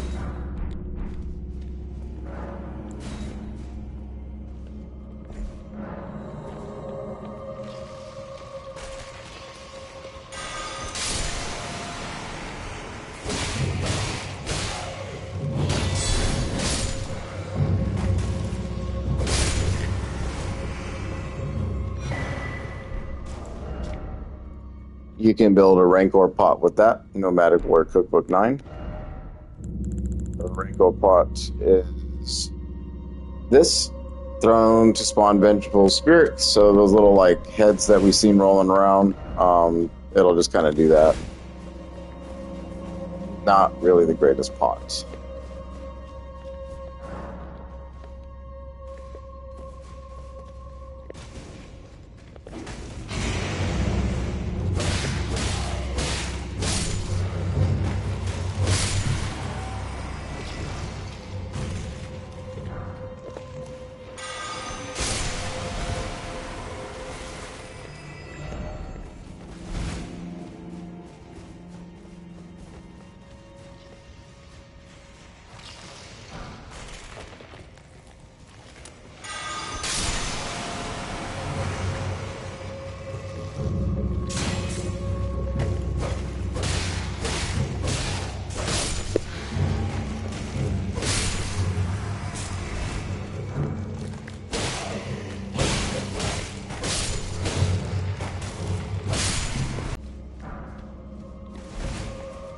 And these, I usually pull a bow by now. These guys are stingy.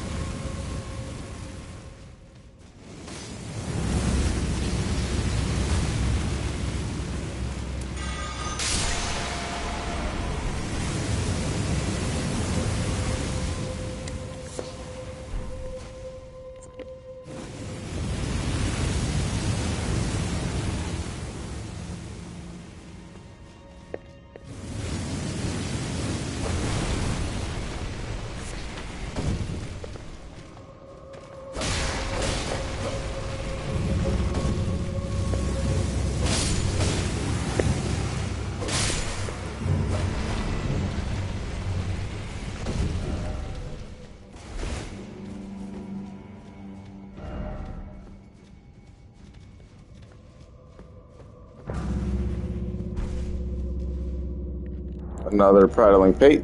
Thank you.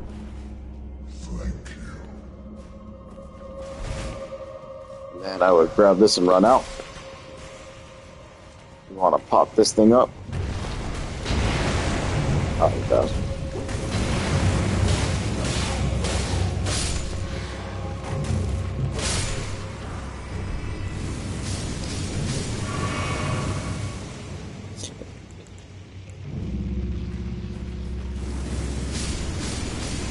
Yeah.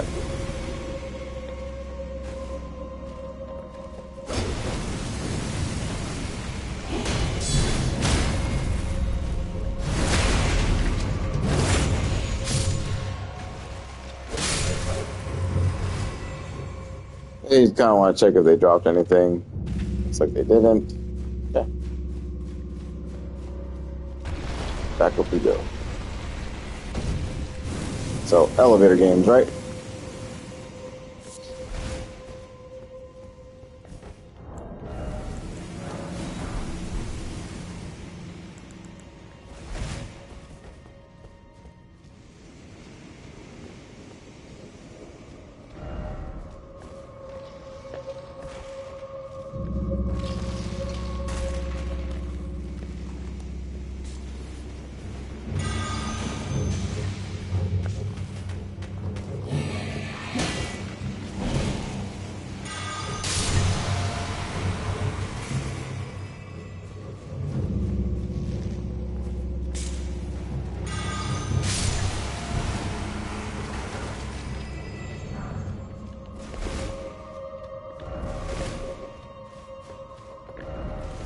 And then you got like trolls like this. It's like, oh, secret passage. Secret passage, alright, dude.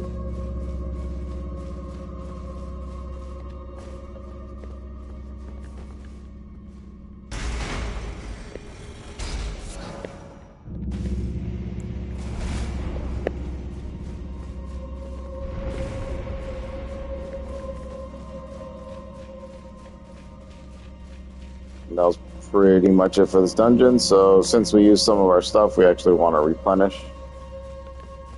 Always replenish before you head into a boss fight.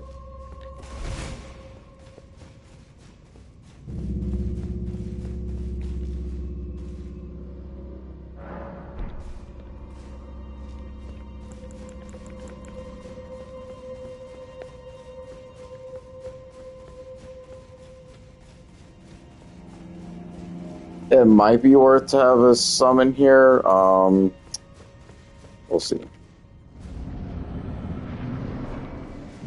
Yeah, that thing could be really annoying.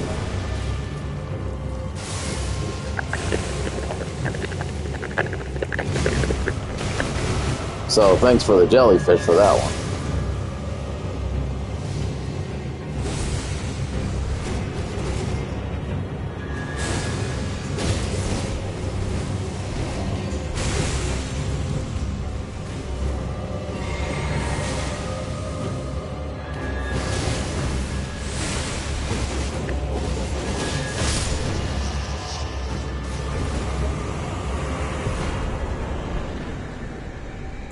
Yeah, those shades are dreadfully weak as shit, so...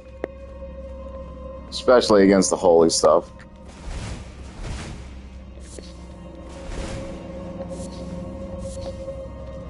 But it did drop one of the best summons in the game. Luthul the Headless. Spirit of Headless Knight who leads the Mausoleum soldiers wields a lance enrobed in death and hurls spectral lances at foes. Luthul sacrificed her life so that in death she could continue to protect Sola's demigod until their revival, earning her the hero's honor of earthly burial. Very cool stuff back there. So Luthul, I used to use that one a lot. It does exactly as it says. It's one of the only summons in the game that has the death curse on it, or not the death curse, but blight. So if it hits enough times and it can proc it against certain enemies who are weak to that, they will just instantly die. And it's actually really fucking cool. But unfortunately, a lot of things in the game don't really die like that. So, just left to be said. And being that it's a night type of Summoned, it's slow. Tanky and slow. But it'll get the damn job done, trust me.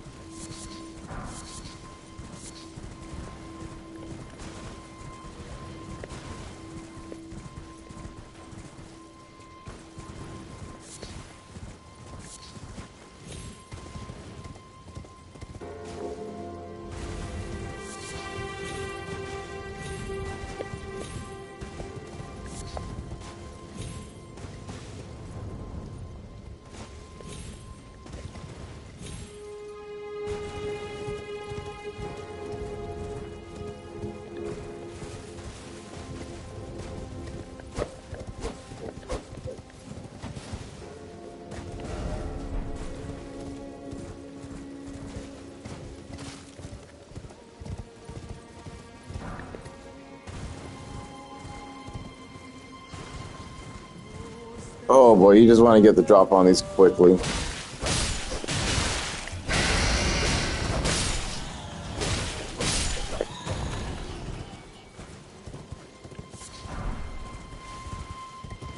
Yeah, those things are.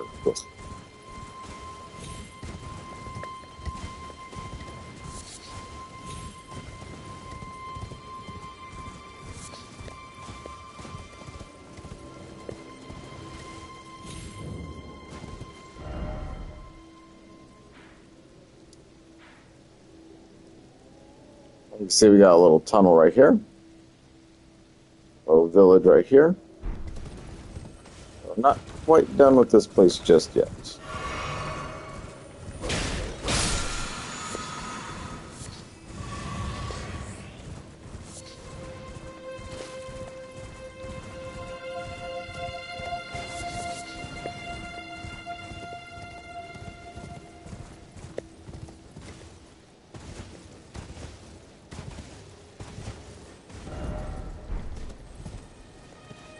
So you actually do want to go down here.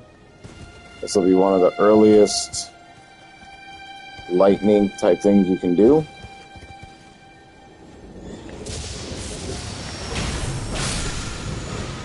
Okay, lightning strike.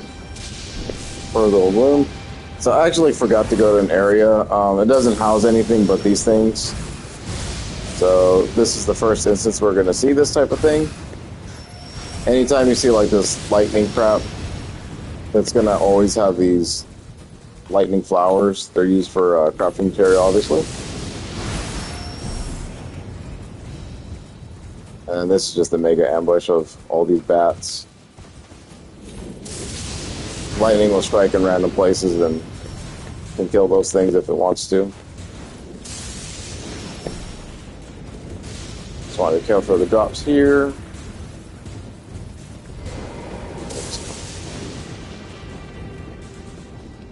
Okay. Just keep it moving. Such an instance of why we want to attack this sideways. Oh shit. That was so close.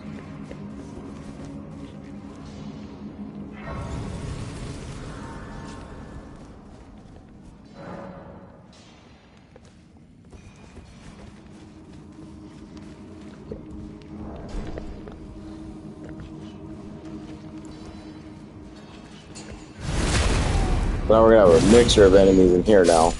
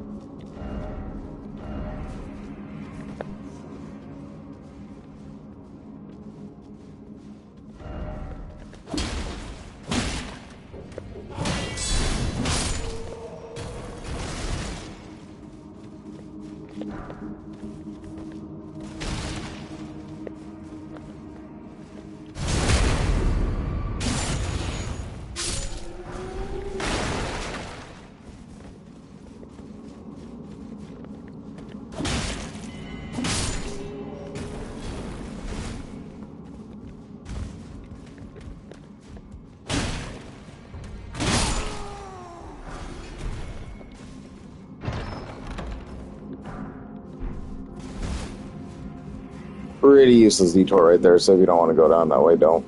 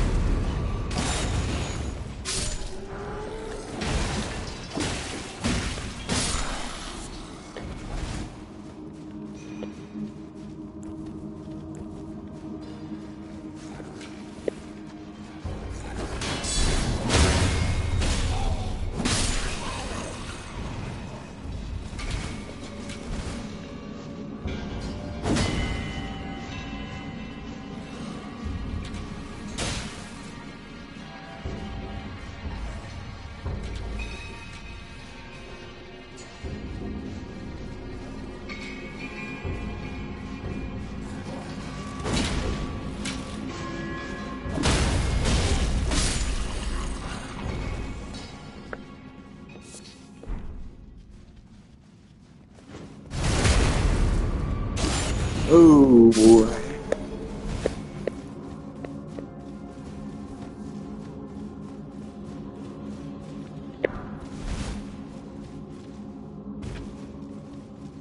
Yeah, so very tough room right there, right? New item, soft cotton. Reduces fall damage, sound, and footsteps. So if you're trying to be extra sneaky, then use that. What I'm gonna have to guess though is that the point of that item is to use it and then kind of sneak around all that shit because we kind of alerted everybody all at once. Yeah, I don't really use those items, so I don't know. But lightning strike summons lightning bolt that spreads from impact. So incantation. Honestly, pretty cool. But 28 faith is a huge requirement, so you won't use it right now. For Vulgar Bloom, it's just electric flower. But use it as an item for crafting, and you get electrical gear. Once we learn how to do that. Okay. I think we can kind of peek in there and see what might be behind. I think it's Misbegotten guy.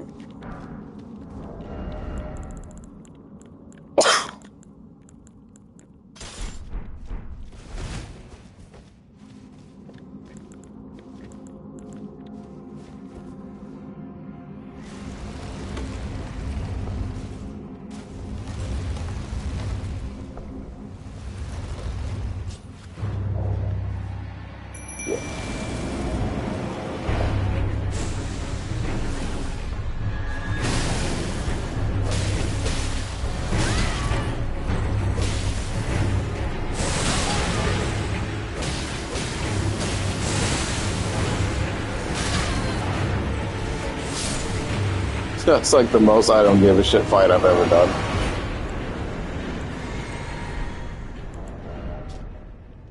Rusty Anchor for all your troubles. Wielded as a weapon. 4 flukes is thick and sharp. Da da da da. When the tarnish left the lands between Lord, blah blah blah blah. Okay. I don't use that weapon, so no one cares about it at all. I think it looks ridiculous.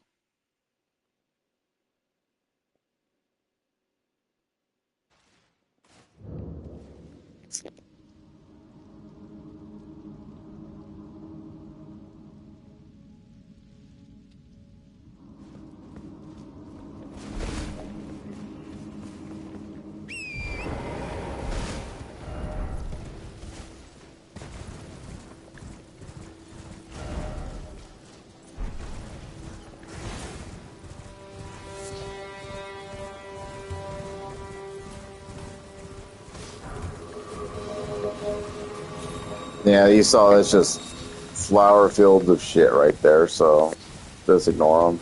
Not really worth it in my opinion. Then it kind of leads us right back out to the Demi-Human Ruins, so we're getting closer. Like, we just kind of sliced all of this out. We still need to find our way into the village, which we're going to do that right now.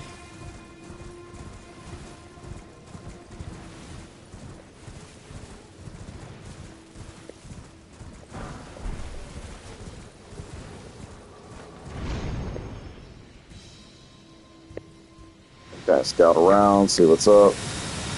Oh.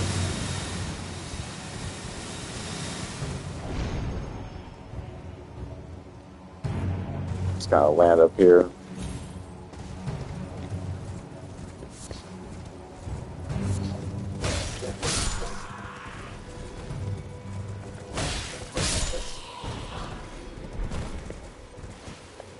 The Guardian gear ain't too bad. I actually do enjoy it.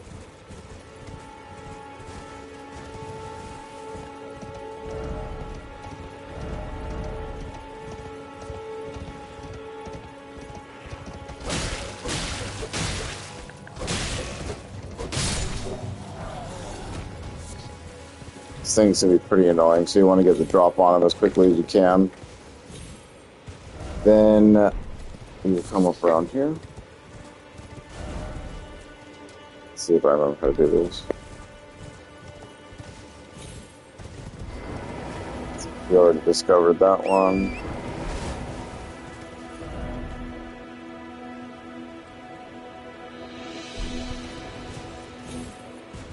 Oh yeah, I know. You have to do the whole run around.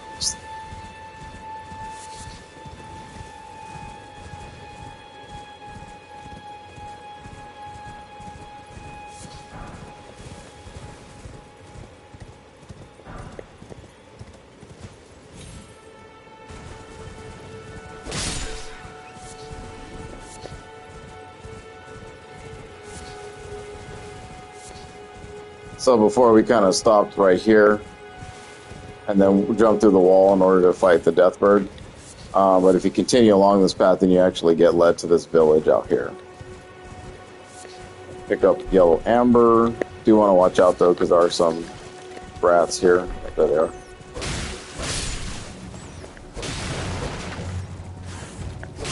You can tell something's up with these ones though.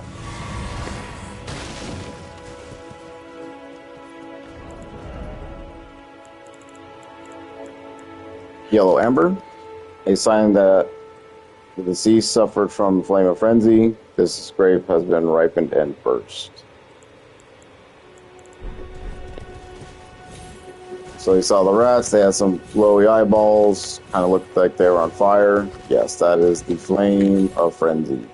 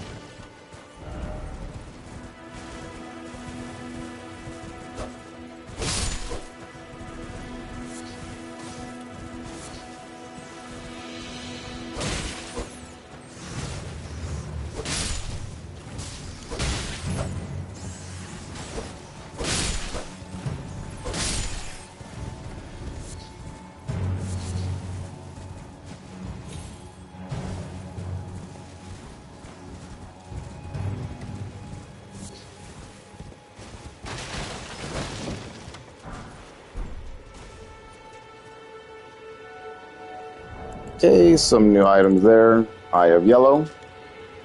Grown in lands afflicted by frenzy, it's used to pain relieving properties, though it's also known as a dangerous intoxicant.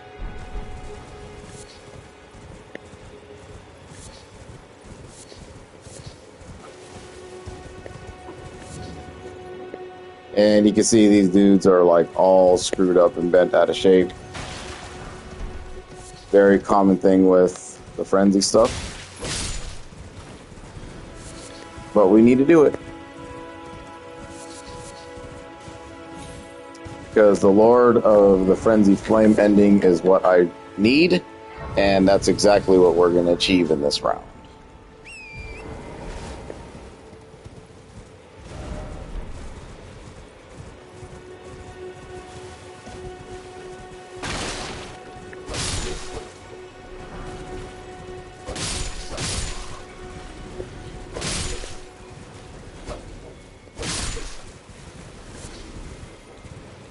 Those dudes have like very devastating attacks, so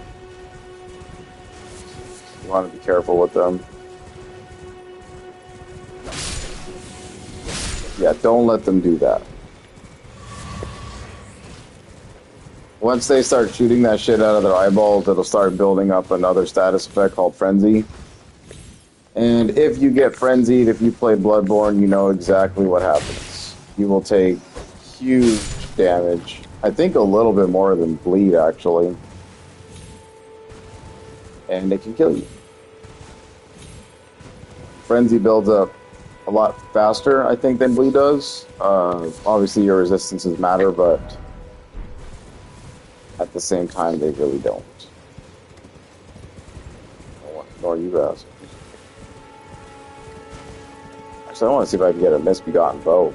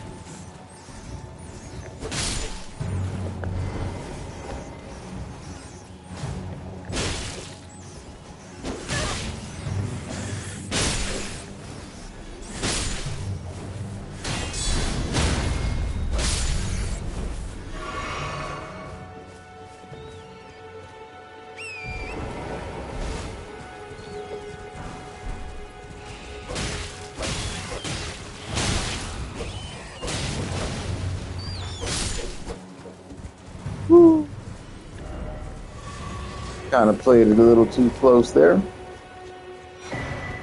Sacred Tear. So we are looking really good right now on Flask and stuff, right? So what you get when you explore stuff. Find this real quick.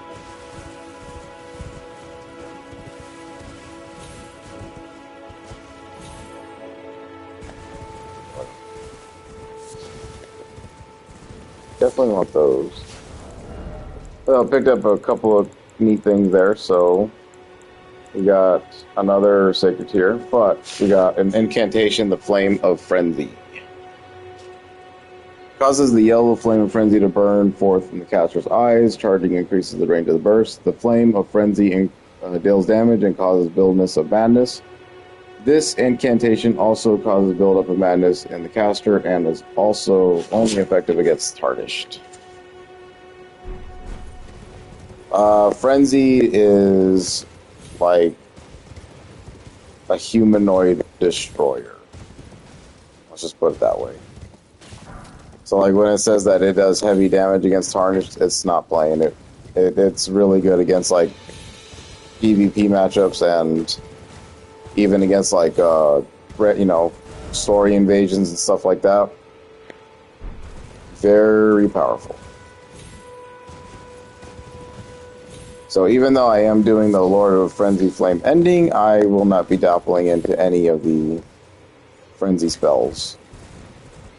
But I just did that in the last one. There's my missing rat.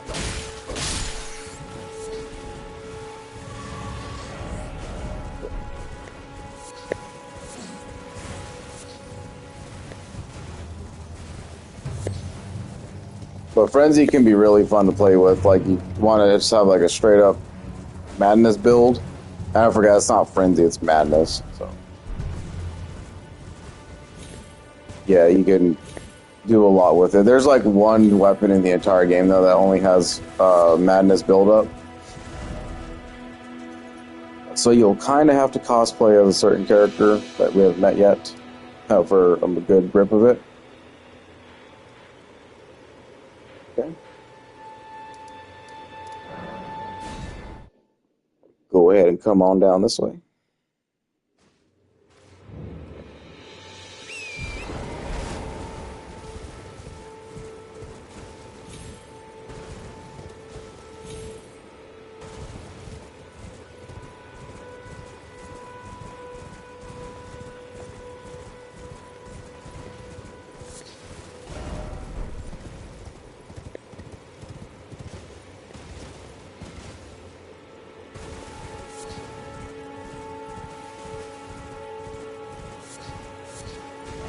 Okay, you want to explore the ruins out here? Kind of deal with these dumbass rats.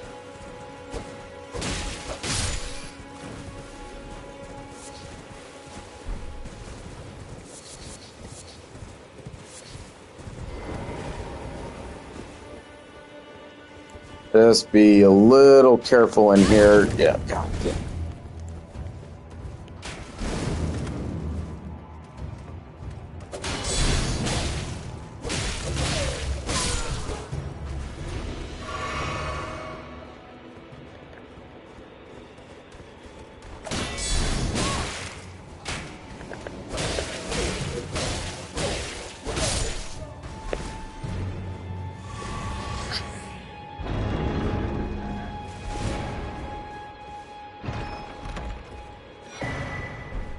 Wing Scythe is another one of those very popular weapons.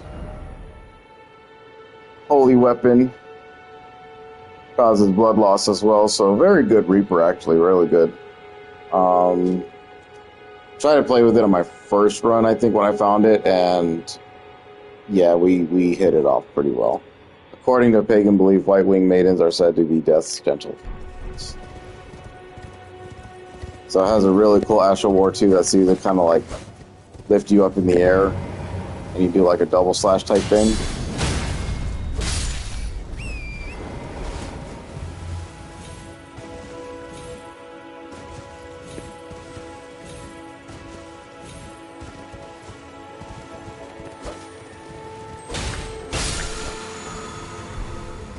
Divine Fortification.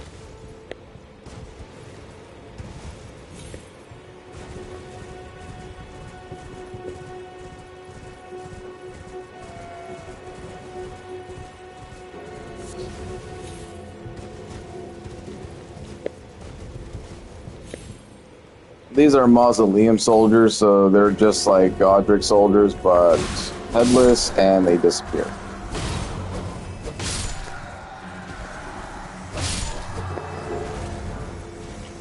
You can grab a bit of their armor. The only thing you're missing is their heads, because they have no heads, so you won't get a helmet. But they're pretty weak in general. They just kind of phase in and out of the battlefield like that. I don't know how it's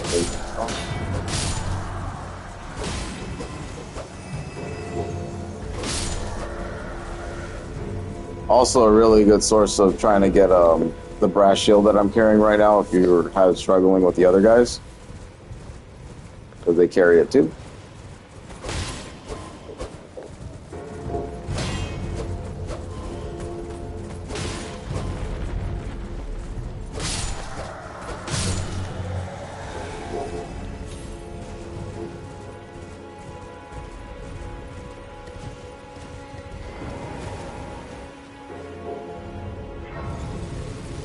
So those walking mausoleums right there, I believe we already got a note about them. So we did not yet. I generally just mark where these things are at because we ain't gonna need them until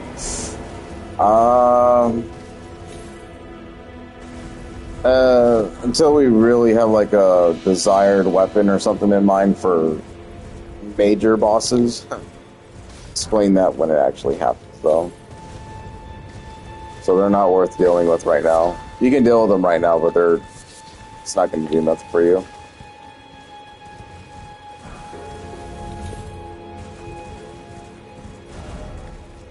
So here we know we got an Evergel.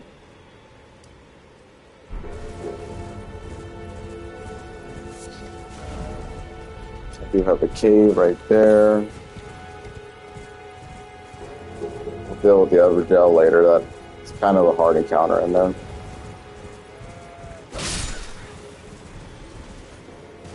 Little thing down here. Kinda go grab the item real quick.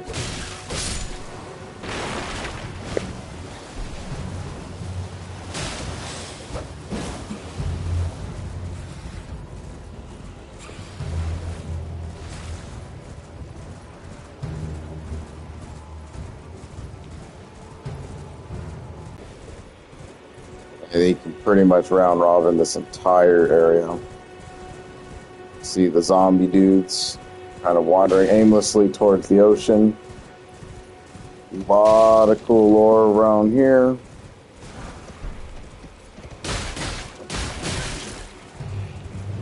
Yeah, those grab attacks are pretty nasty.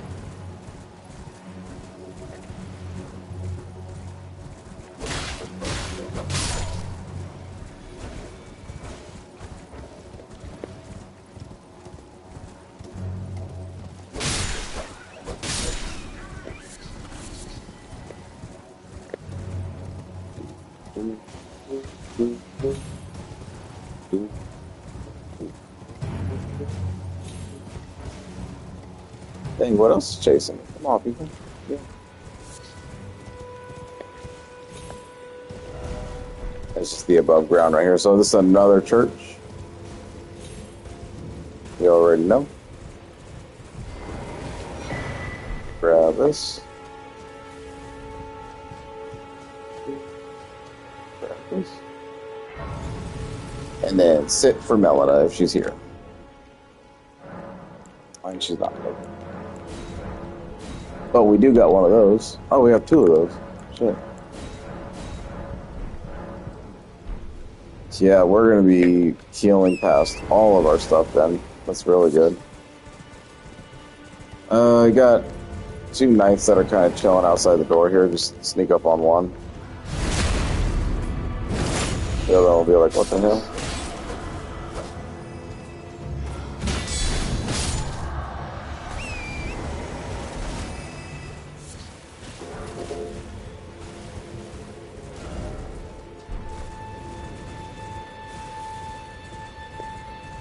And you want to kind of come down this way for some cool shit.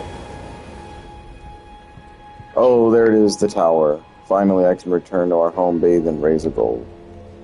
Okay. That's a little hint about where that tower is about to do.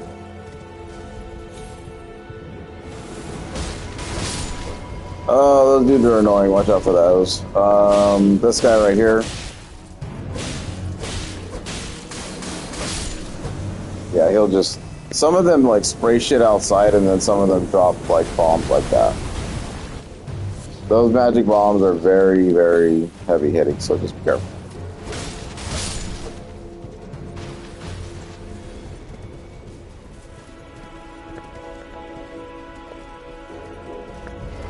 These guys are called marionette soldiers. If you hit them and you let them live, they'll, like, kind of freak out and spaz, and just kind of do a whole bunch of crazy shit, so just be careful of them. They are very deadly. Ambush Shard, this is a starting spell for the prisoner. Pretty much just creates a spell, like a dark sorcery, behind the enemy you're aiming at, and then it'll just kind of hit them from behind. But pretty cool spell. A lot of FP cost, though. And the thing about night sorceries is that the AI for the enemies, like PvE-wise, don't even know it's going to happen sometimes, so they don't really dodge the stuff. Then you kind of come up here and you're like, whoa, hold on a second. What the hell is this?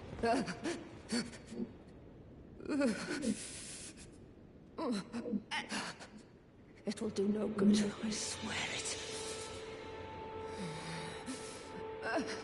And yet you persist. You frothing degenerates.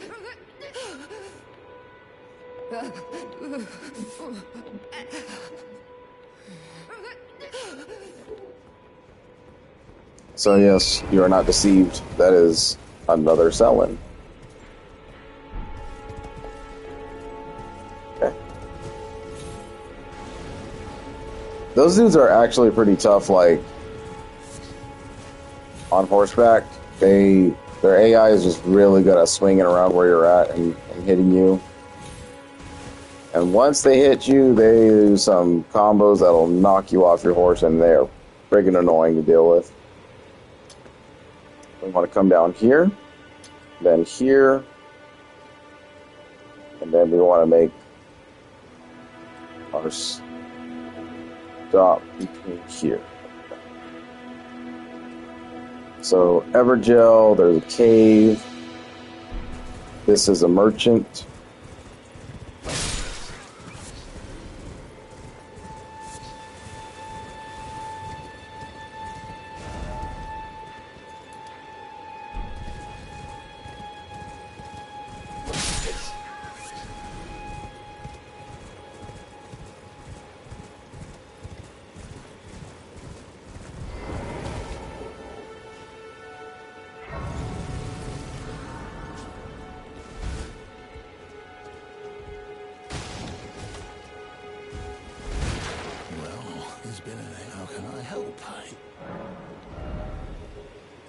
Very nice. Get a lantern. I think they added this to him because you're meant to actually go down here before you go to the next area. So they were kind enough to add this to this guy. Just like they added the smithing stones. Grab those as well. All of the Storm Sword keys. This is your chance, your first chance at getting a Lost Ash of War. So if you really like an Ash of War and you want to duplicate it. So if you're really in love with like Sacred Blade but you want to put it on 2 weapons instead of just the 1. Then buy this, go to the Hewig and make it, and then that's it. This White-hander, come on now. We already know. If you know, you know. The Wandering Mausoleum, go ahead and buy the damn note. And then that's it. He sells great arrows, but only a few. Regular arrows, bolts, ballista bolts for your hand cannon thing, and then a couple of sacrificial twigs. So if you're really struggling at keeping your souls, there you go. Have a safe journey. I always put the torch or the lantern right here. And now I will never need this torch again. So let's see if that made a difference. Can I put the mace in my... Nope, still heavy load. Okay. No problem.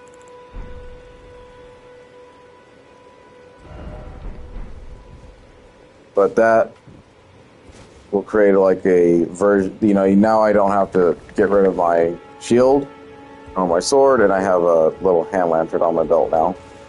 I can turn it off and on. So thank you, Bloodborne, for introducing that.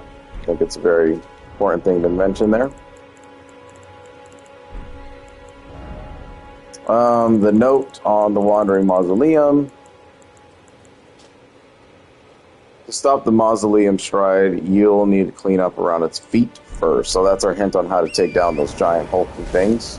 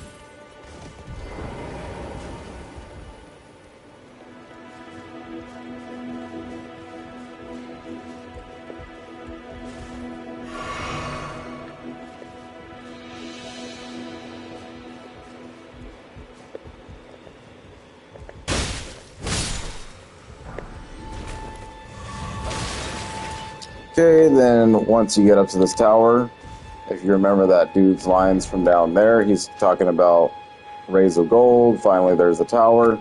This is going to be a transport tower, so you're going to go to a different area yet again. So don't be scared.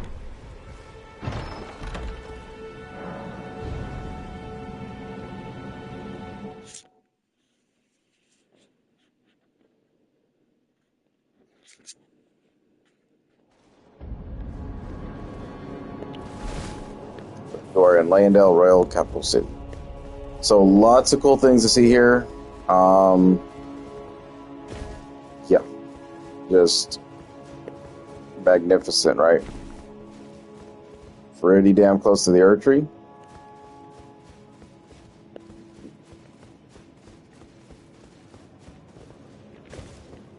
You're like, well, what the hell is this all about? Why am I here? They gave me a grace point right away. Sure did.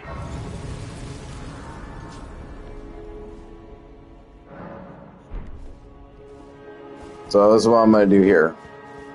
You're going to run past this guy because he's really hard to beat right now. Here, grab this chest. Using the iframes available. And then we're going to get out of here. Oh.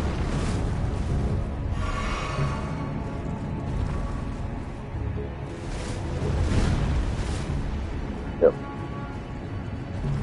So like I said, he knocked out like more than half my HP, so he's not really worth the fight right now. Sit back down. And let's check this out. Talisman depicting drop of Erdtree sap and blessed moon gradually restores HP. It was once thought that the blessed sap of Erdtree would drip from its bowels forever, but that age plenty swiftly came to a close, and with time the Erdtree became more of an object of faith. Okay. So your Princess Sun Ring, Sun Princess Ring, whatever the hell it was in Dark Souls, there it is. It'll gradually restore your HP over time. Stacks with other things that do that, so have fun with it. If you're like super low on HP stuff, or you know you can just kind of heal and you don't want to annoyingly use one of your flask, just put that ring on and go somewhere, bathroom, eat, whatever, and then come back to a fully restored HP bar. Then take it off because it's worthless in battle. Okay. One part of Limgrave is already taken care of. Then we got over here.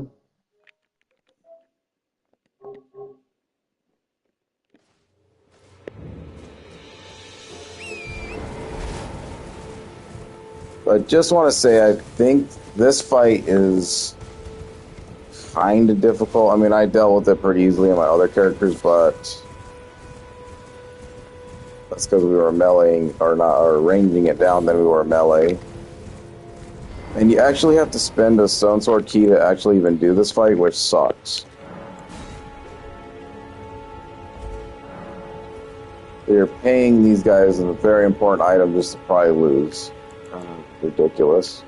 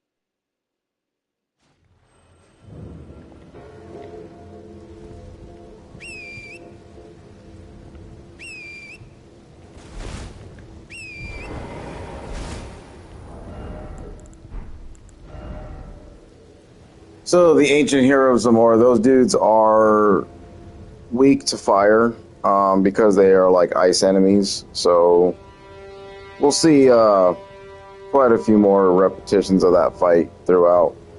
I kind of just went for the full-on frontal assault. There is like a more beautiful way to kind of battle him, if you will, but I wasn't about to sit there and dance with that dude, so not this early in the game, at least.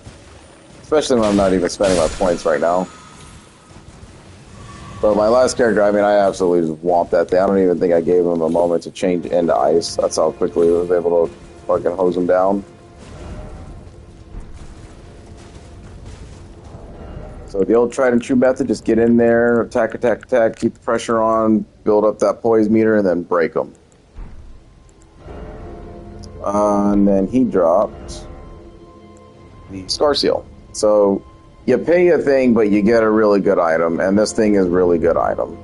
Raises your attributes, but also increases your damage taken. The damage taken is really negligible. I mean, I ran with the upgraded version of this thing the entire game last iteration, and I've had no problem with it. So this is something that you might want to have featured in a lot of your different builds. There's two different types of these. One that really does like the physical type of character, so this one raises your vigor, endurance, strength, and dexterity, while the other one is going to raise like your arcane, faith, intelligence, and mind. But they're very good, like I said, and they don't really negate that much damage, to be honest. The Scar Seal is just the first version, and then we have to find the more rare and legendary version of it. The seals represent a lifelong those chosen by the gods. Okay. Said the seal of King Consort Renegade. Cool. Then, if you look at it, you can see what it's going to do. It raises vigor by 3, endurance, dexterity, and strength all by 3. So it's very, very powerful. HP goes from 680 to 769. My stamina goes from 108 to 113. And then my equip load also goes up as well. The only downside negative effect, like it said, was you take more damage. So if we look at our resistances, we are looking at a drop of about 5 or 6 points per. But, I mean, you get, what, how many? 3, 6, 9, 12 levels. Basically, you get 12 free levels in one thing. You bet we're putting that on. More damage or not, regardless, And if you are really struggling with the damage you're taking, then just take it off, to be honest, you know what I mean? But I never really had a lot of issues anyway, so I really, really like this thing.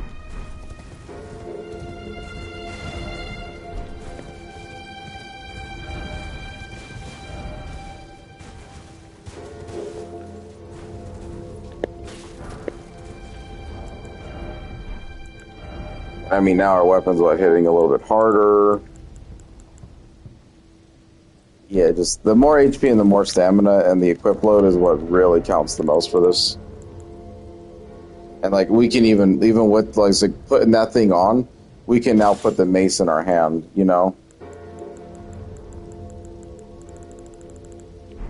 So instead of fumbling around with it, I could just kind of switch back and forth between two weapons that I'm trying to use for the run, which is incredible. Still have yet to find a damn bow. That is insane to me.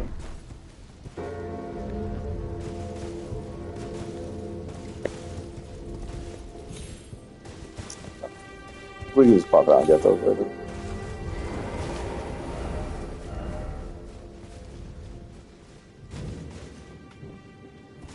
So now we can put the hand lantern to use.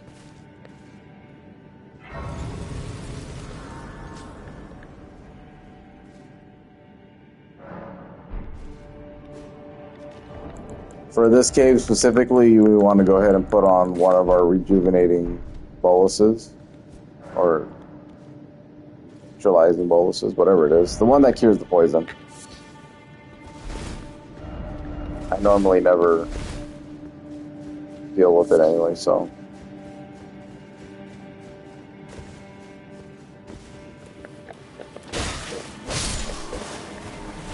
Yep, we got ourselves a poison pool. And poison enemies.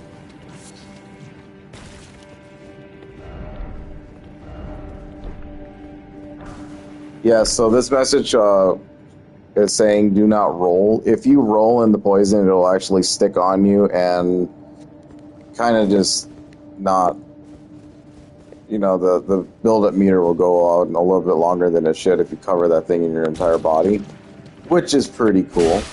Realistic, right?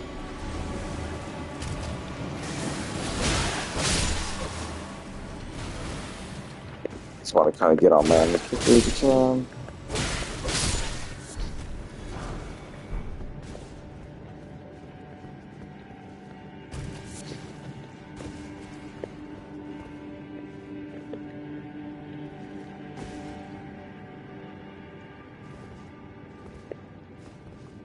You do want to watch the ceilings here, because if you can see that, there's a little slime. It's a little poisonous slime.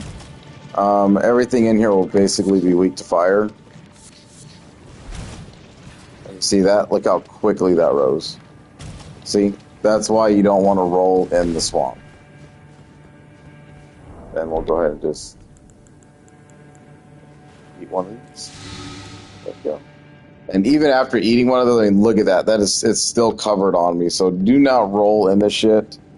If you need to, just backstep is very quicker, or just jump through it. I mean, poison is poison. So we'll create 3 of these. Don't want to use too many of that.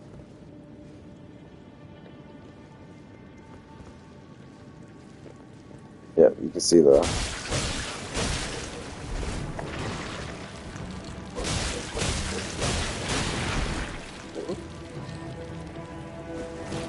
Yep, don't want to stick around for those. Just get out of here.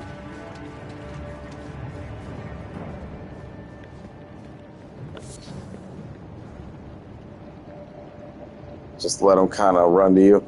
They're very weak to fire, so if you want to craft like fire pots or anything like that, then, you know, go ahead and do so. Which actually...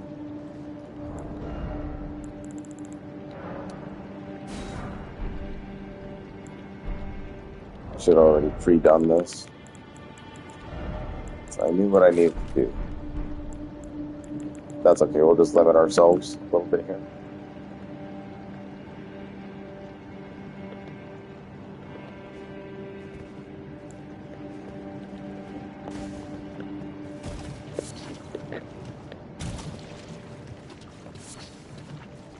Here you kind of want to run past this crap. Get to this point.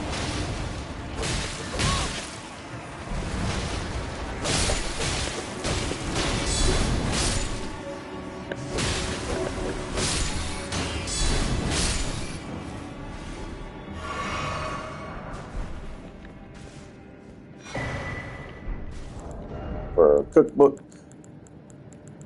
And some more of these. So we got boost immunity. These are like, you know, the other different kind of stats down this way. If you need to, just kind of go down here. We'll read it. Resistances. Immunity will be governed by attribute, blah, blah, blah. Resist poisons and rot. Resist blood loss and frostbite. Resist sleep and bouts of madness. Resistance to death.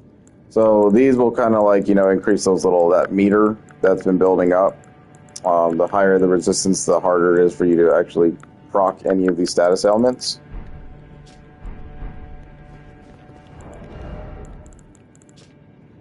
Poison grease and drawstring poison grease. So now we have a way to create poison stuff, like really good poison stuff at that. So we want to create this. Go ahead. Probably good for the little pod things that we've been seeing. But no real use outside of that. Just want to go right around this guy. Just kind of up here.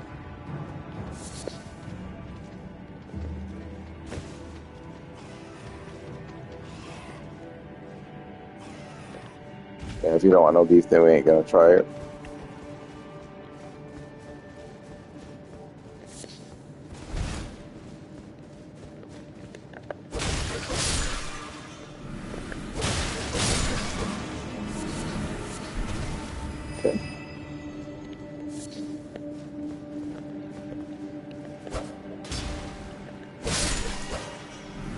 Kind of waltz in here and take these guys out real quick.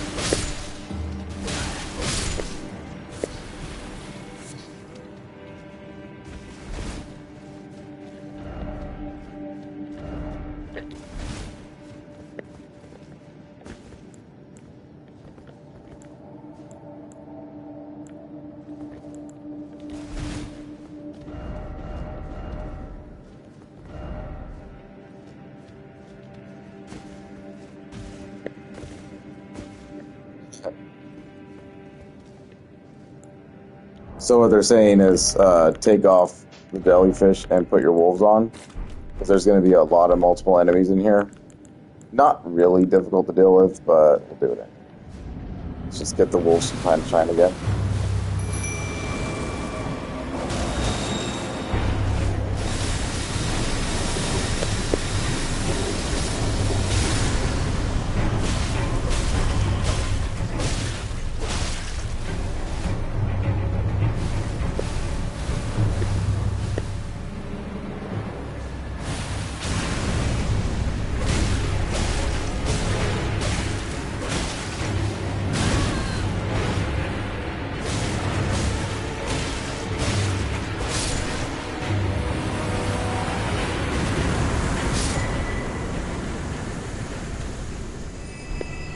Iridian Ember Medallion, so that will increase our stamina.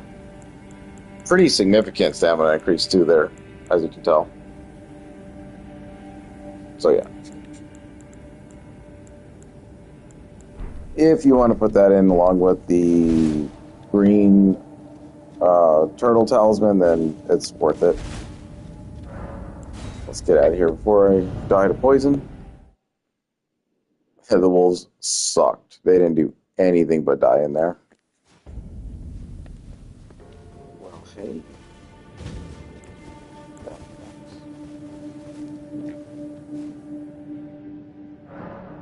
Okay.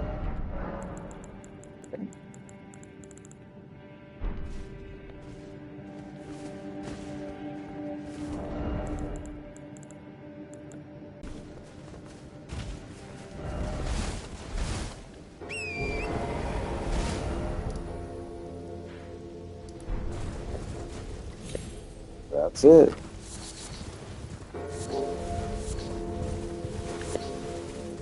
There's a Caden out here. There. Two wolves.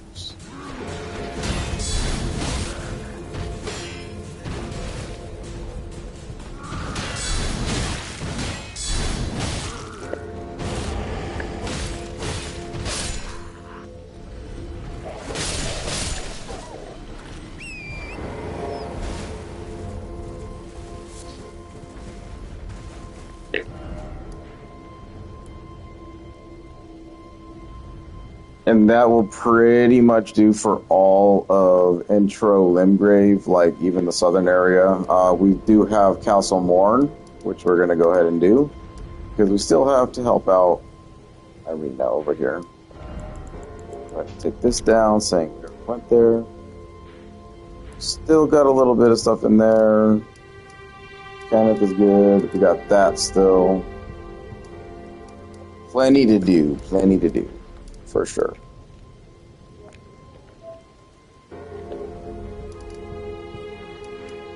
So then with the whole Limgrave, we can't do anything with this thing yet, so don't even worry about it. The merchants are set. I believe that will be the last merchant we come across for a minute until we start pushing into the new area. So now we might be eligible to start leveling up and making ourselves a little bit more survivable, which would be great. You can always return to the round table to kind of reset yourself. I don't know when this invasion starts, though. Okay, we're good.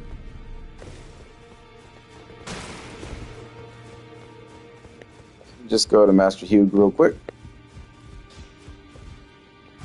Well, I took you've no man to lay out your own. We want to strengthen if we can. Yeah, no, we want to save it up. Try to get the sword up to 6 first.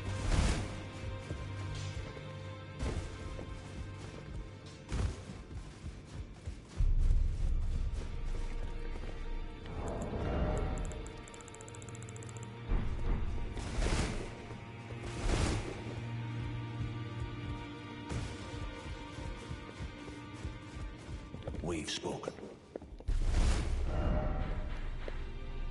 Yeah, so everyone's kind of on the same dialogue track right now. Ain't really nothing changed. Just want to look at it one more time, make sure I'm not forgetting any zones here.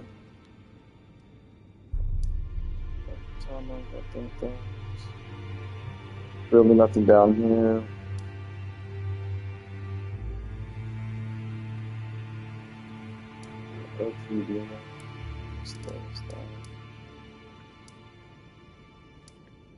Yeah, so pretty fast section, to be honest. I mean, this is like from all of this is Limgrave.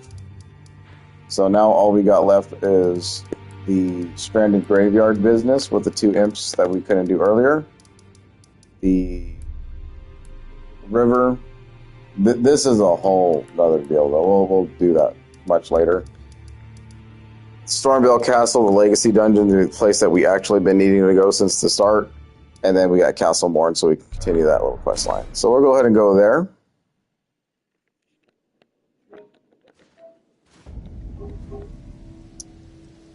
I think that this is a great stopping point. We had just cleared out pretty much 95% of Limgrave in its totality. Upgraded ourselves really nicely to the point where we are very survivable and probably overpowered to take on the first dungeon. And I mean, you guys seen, I'm running around with 68,000 runes in the beginning of the game. So this is something that you normally would never do.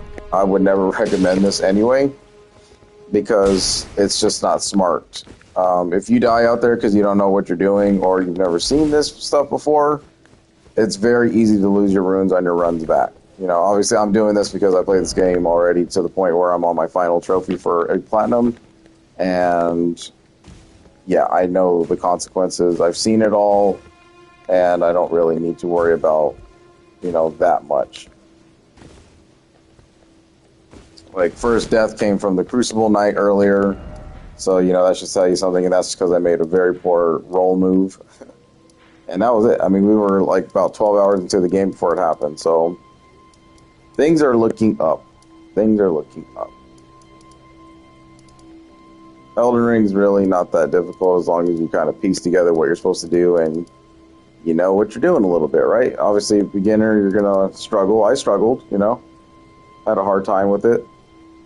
I was like, what the hell? I can't beat, like, I couldn't even beat the dog statue, demon dog things that you fight in the catacombs for a long time. I was trying to figure out how to dodge those heavy slams and it's, you know, crazy movements and all that stuff. It just takes a while. You'll figure it all out, though. But we will go into Castle Morn, do this little quest stuff, come on out, and, you know, deal with Irina's little line there.